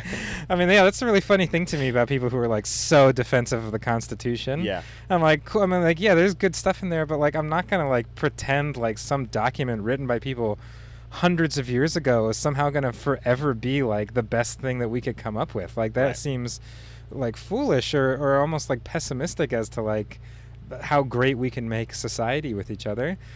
And yeah, I mean, with the tools that we have nowadays in terms of communication and I think it's not just like the perspective of the fact that like we're all one people living on a planet, but in more than ever, it really is, you know, we're no longer like doing something in our own little bubble that's not going to affect the next continent over. Like those days are gone, right? Like, no, yeah, it's totally gone. Yeah, I mean, we just saw, right? We had this pandemic and everything like across the whole planet is like deeply interconnected in terms of all of our systems everywhere, right?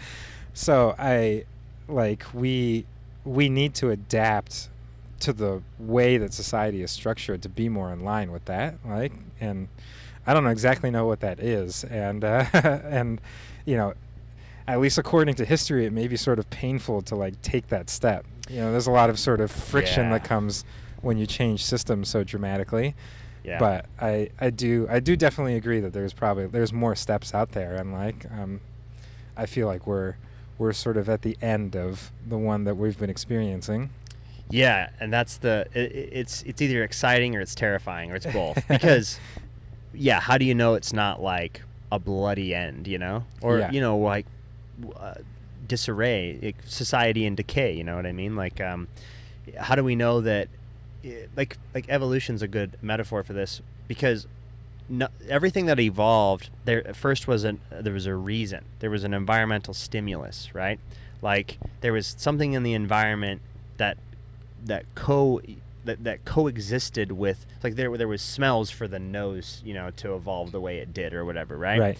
And you know, there's like, if you're in water and you don't need a lot of vision, perhaps you don't have the same kind of eyes as like an eagle that needs to have super sharp vision, etc. And in our situation, maybe we have to have like this crazy obstacle in front of us. It's so a better analogy than evolution would be childbirth. Charles Eisenstein uses this example, and I like it a lot. But it's like in childbirth, the womb's like this perfect environment. It's like blissful environment, safety, and everything you need, and it's like the float tank, you know. and then eventually you end up in a situation where it's kind of like hell, where it's tight and it's constricting and it's claustrophobic, and it's like, oh no, like I can't be in here anymore, like at all. I got to get out of here. Right. And it's like to the point where, you know, there's only one option, and it's like get out of here or be stillborn, right? And then the cervix opens and there's like an actual, holy shit, there's a new world. There's a new world beyond this like hell I'm stuck in, and I'm going to go to that, you know? And so it's the pressure of that constriction that actually gives that emerges a baby, that like causes birth to happen, you know? Like it has to build up to that point before it's like this like, you know, birth can take place. And so that's kind of what it feels like is going on with humanity right now. We're coming up on the edges of the boundaries of the limitations of our environment, you know, and not just like physical space, but, you know, like with our technology, you know what I mean? We have all of our fucking nukes pointed at each other, and it's like things get really bad really fast, you know, with bioengineering and like CRISPR and all of the different tools that are like getting exponentially cheaper and easier and more accessible to anybody. Yeah. We have to figure this out. If the pressure is cooking, it's accelerating, and you know, like guys like Schmachtenberger make it very clear, like exactly how like the situation is more dire than we think, and so yeah, the question is like, what do we actually get born into something new, you know, like that stimulus, that environmental stress forced upon us, and it's like nature's way of like sharpening us into something else, or is it stillborn? And I don't know. Like the optimist in me says, yeah, fuck yeah, let's go into the more beautiful world, you know? Like let's birth into the more beautiful world. And so for me, it's like I kind of like this float industry because it's full of people who are just like full of new energy and new ideas and like ready to try new shit. Yeah, and for sure. They're a lot of like eccentric weirdos and pioneers and stuff, you know? People who are like starting something and they're like the first one in their community to do it or whatever, you know what I mean? That kind of thing. Yeah. And so I like being around that type of energy, but also it feels kind of like a metaphor for like the whole bigger picture, you know, like the microcosm is manifested on the macrocosm. So as above, so below. And if you like try to weave a new story into your business and into how you operate, you know, in like say the old game, right? Then maybe that's kind of like the building blocks for, you know, a bigger picture, right? Like what's an ocean if not a bunch of drops? So it's like you kind of have to just like create that new story in your world now. And what does that look like? And for me, I'm really fascinated about how like at some point I'm really curious as to how tokenomics and potentially DAOs could be utilized in creating a better operating system for society as a whole, but like, you know, you could apply it to a float industry too.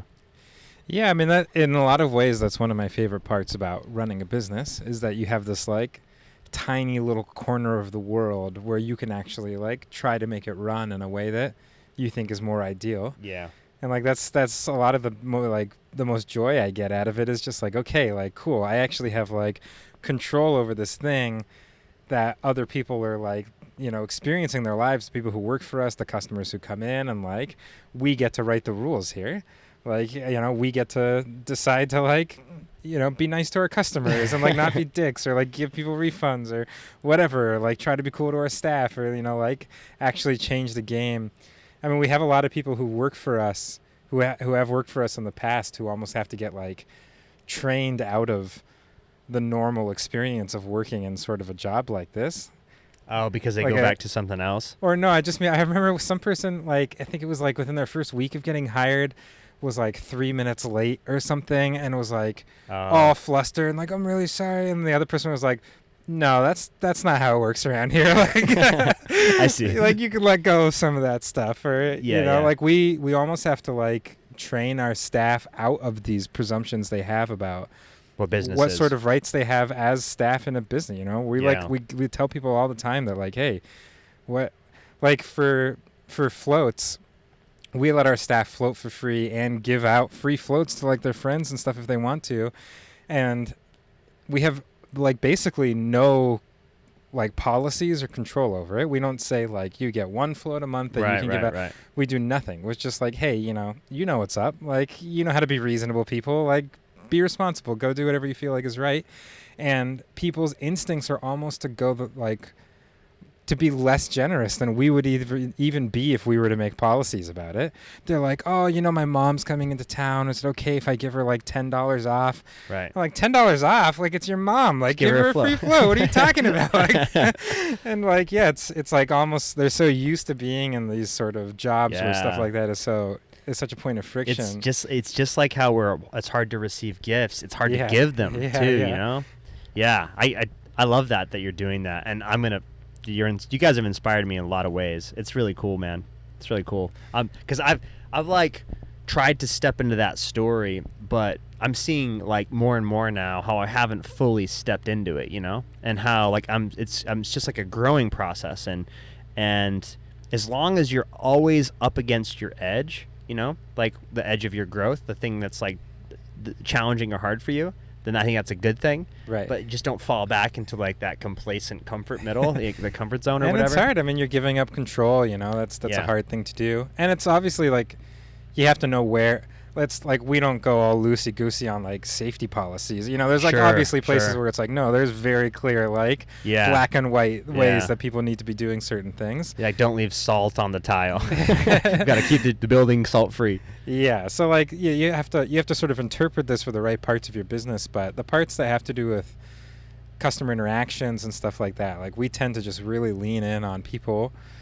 It's almost like the more you treat someone like a cog in the machine, the more they're going to act like it. They're going to be robotic. Yeah, and they're just like, they're going to start like responding to customer situations in like very mechanized ways. And instead, like we try to lean the other direction. We're like, hey, like you're in the situation, the context. Yeah. Like you do what feels right to you and what makes you feel like you're being a good person, and like follow that sort of inner like you're all human beings. You all have all sorts of like sophisticated mechanisms inside of you for understand how to solve problems and to understand what is the right thing to do in a situation. And like I feel like too often people don't lean into that enough.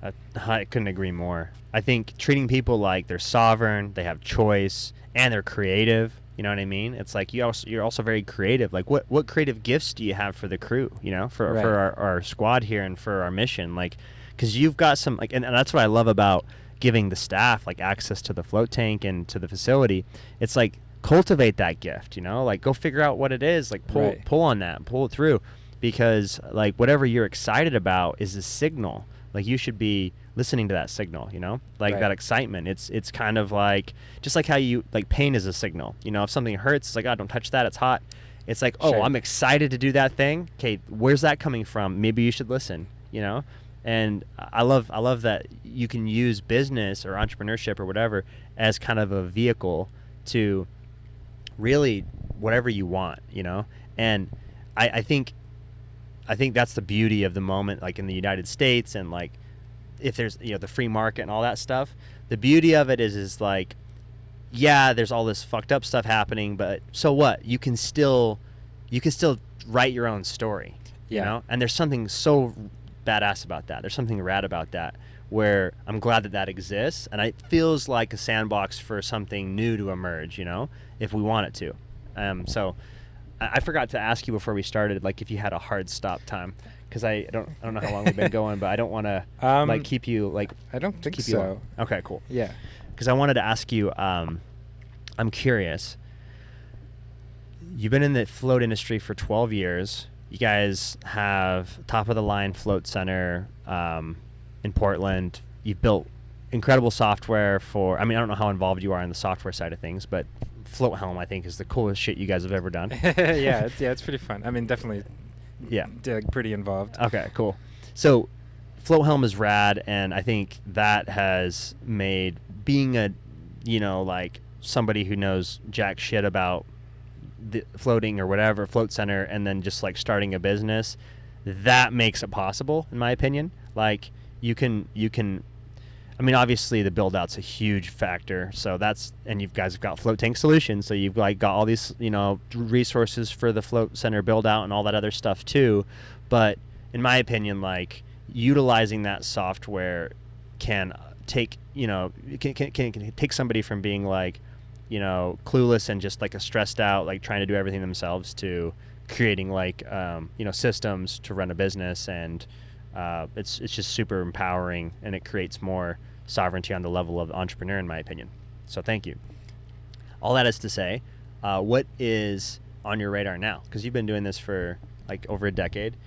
What are you curious about, and what's on your radar? Like, is this something that is going to be the meat and potatoes of your energy for the rest of your life? Do you have other things on the horizon? Like, what is it that's sort of keeps you up at night thinking? Yeah, for sure. I'm not totally sure. You know, we're not like habitually, Graham and Jake and I, we're not like very big planners, which is funny because we like, you know, planned float conferences and stuff, but we're like on a personal level, like we've never had like a 5-year plan or even a 1-year plan or like really even like a 1-month plan. Right. So we very much like to sort of take things as they come and take opportunities as they come and follow ideas when we get them.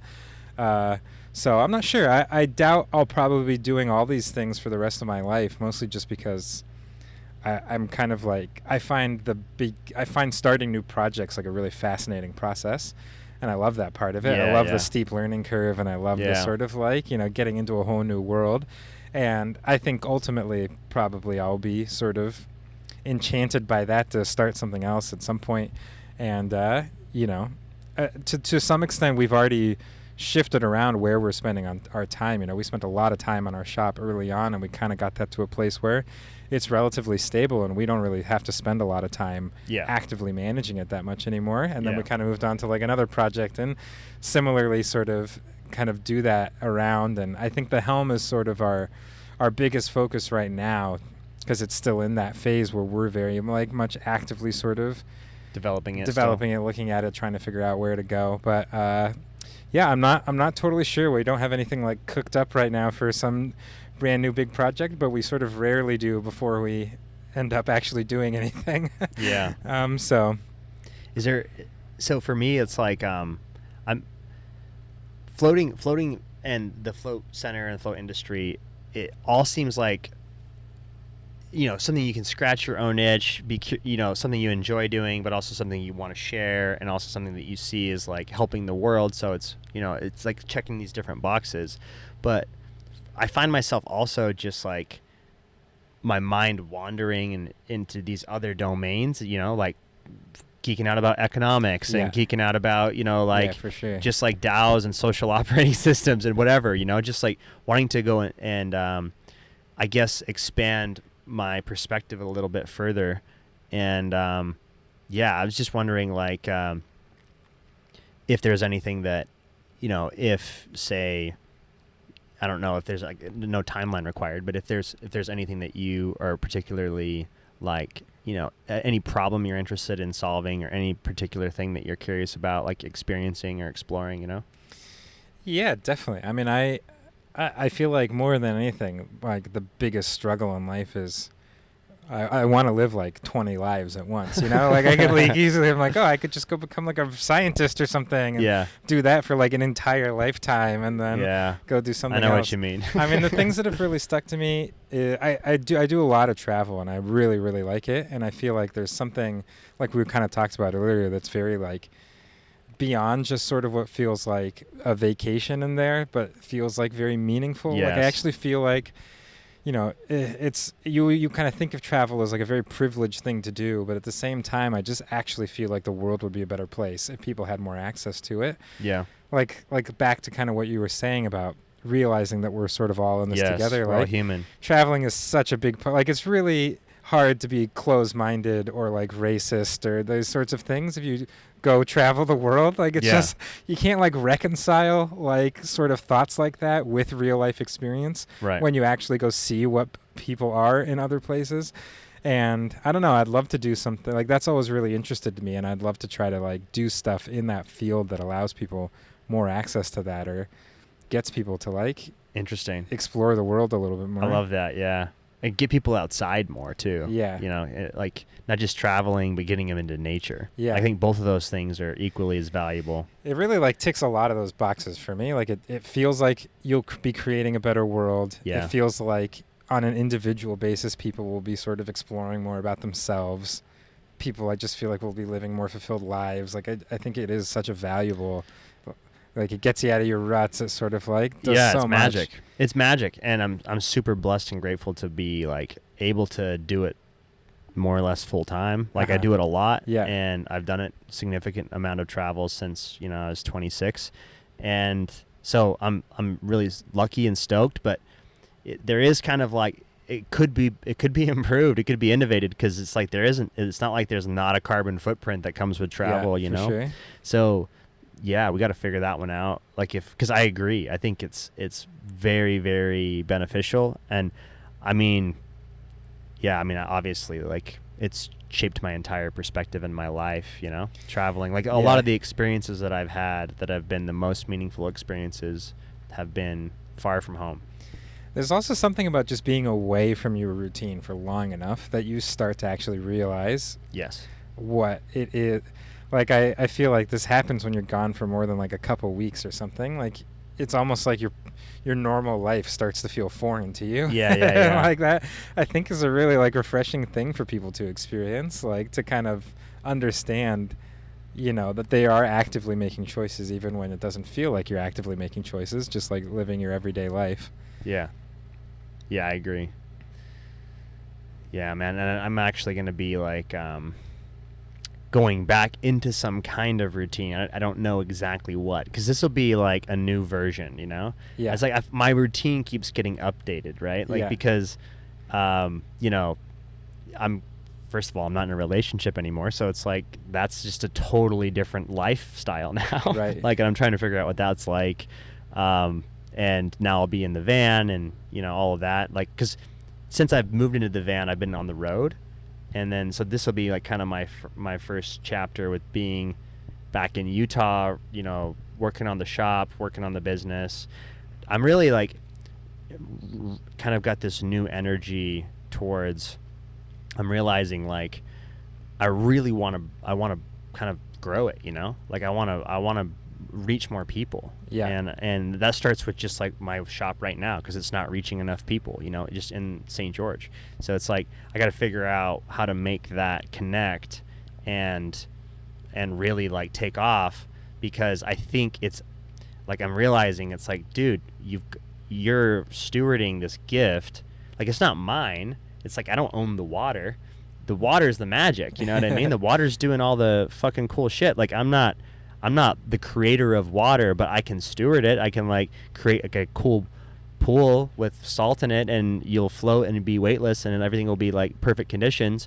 The water will be pristine, and then all of the magic and the healing and catharsis and discovery and transformation that occurs in that water is like, it's like a sacred space, It's like a sacred space, kind of almost like a temple, but without any like dogmatic ideological shit put on it. You know what I mean? Yeah. Like, that's kind of how I see it, is like we're trying to create like a container, like a sacred container for people to come in with wherever they're at and enjoy the just benefits and magic of water. And we also have a cold plunge, so it's like there's the benefits of that too, So it's like I want to bring that gift to more people, especially in Utah, just because I think the need is super, super dire.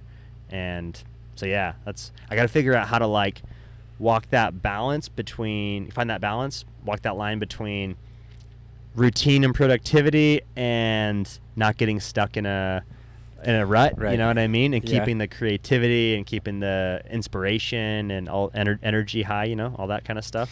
Yeah, it's interesting because there's sort of like aspects of life that you can only really experience with a solid routine too. It's Yeah. like one of the things I've sort of been coming to realize. I mean, it was almost like the pandemic more than anything, like pushed me into more of a routine than I've almost ever had in my life, just because, I used to travel all the time, and like that stopped, and then every day sort of started so rough, yeah. feeling like very similar. But in some ways it was kind of nice. Like I could actually just like practice a musical instrument or something, It's like pretty hard to like do that when you're living a certain lifestyle. I've played this guitar like twice in the van. Uh-huh. It's like, I totally agree. Or For some reason, I can't get into a routine where that just becomes a daily thing. I also just like, I feel like almost for the first time in my life, really like actively experienced the changing of the seasons. to the point where like I almost felt I like see. they were sort of happening in the background of my life before, Right, but all of a right. sudden when like everything was just, Yes. you know, being in my house Yes. was my entire existence, Yeah. and my neighborhood was like Then the everything weather's about more my relevant, life. Yeah, yeah. it was just like all of a sudden I was just like, wow, like spring is like happening, like I'm watching the world change. And it's amazing. Yeah, and it's amazing, and like what it means for your life and what you can do at different parts of the year. Like I think I had never really sort of appreciated it or even taken as much notice of it previous to like actually having the rest of my life being sort of stable for Totally. it. Pandemic did the same thing to me. I got really lucky. Like, we signed a lease on this house in this beautiful little canyon, and we just had like just nature as our backyard, just like this canyon hill, and it was just kind of like untouched desert nature. We'd see like foxes and, you know, like I saw a giant lizard and just like, you know, you'd see like hawks and shit, like just beautiful. And we moved there right at the beginning of March, right at the beginning of spring, right before the pandemic. So got locked down in this like ideal circumstance. Like if we got locked down in our previous circumstance, it would have been rough because, you know, I had a bunch of roommates and stuff. So it was like perfect. And I just, same thing, like slowed way down. Like my life slowed way down. I was just like blown away by how beautiful spring was there. And the other thing to add to what you're saying, it wasn't just the seasons that came higher into my awareness, but it was the moon cycle. Like I watched so many moon rises and full moons, and, you know, I was like way more in the flow of the moon cycle and the sunrises and shit, because I could just walk up the hill at the end of the cul-de-sac and walk my dogs up these hills, and it was just like, so I was always catching, you know, I was just catching sunrises and moonrises and stuff, and it was just yeah, it's weird how you realize like the speed of society is not the speed of nature, and you totally lose nature in the mix. You know, Yeah, you for forget sure. about it. Yeah.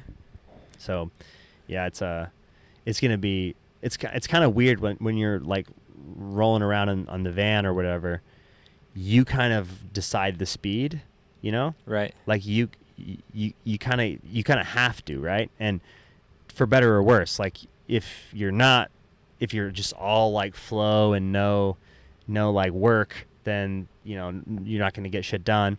But on the other hand, it's like it's a lot easier to not get stuck in just, I mean, I've actually seen that too, where I can find myself just getting in like a van routine, you know, and that doesn't feel good either. So it's weird. It's like you kind of have to, I mean, you just have more of the responsibility on you to make the choices, you know, and it can be good and it can be kind of exhausting because you have more choices. Like in addition to just like, what am I going to do today? It's like, where am I going to go today? Right. So I think it'll be nice to just have a chapter of like a month or two just in Utah where it's like, I'm not really thinking too much about where am I going to go.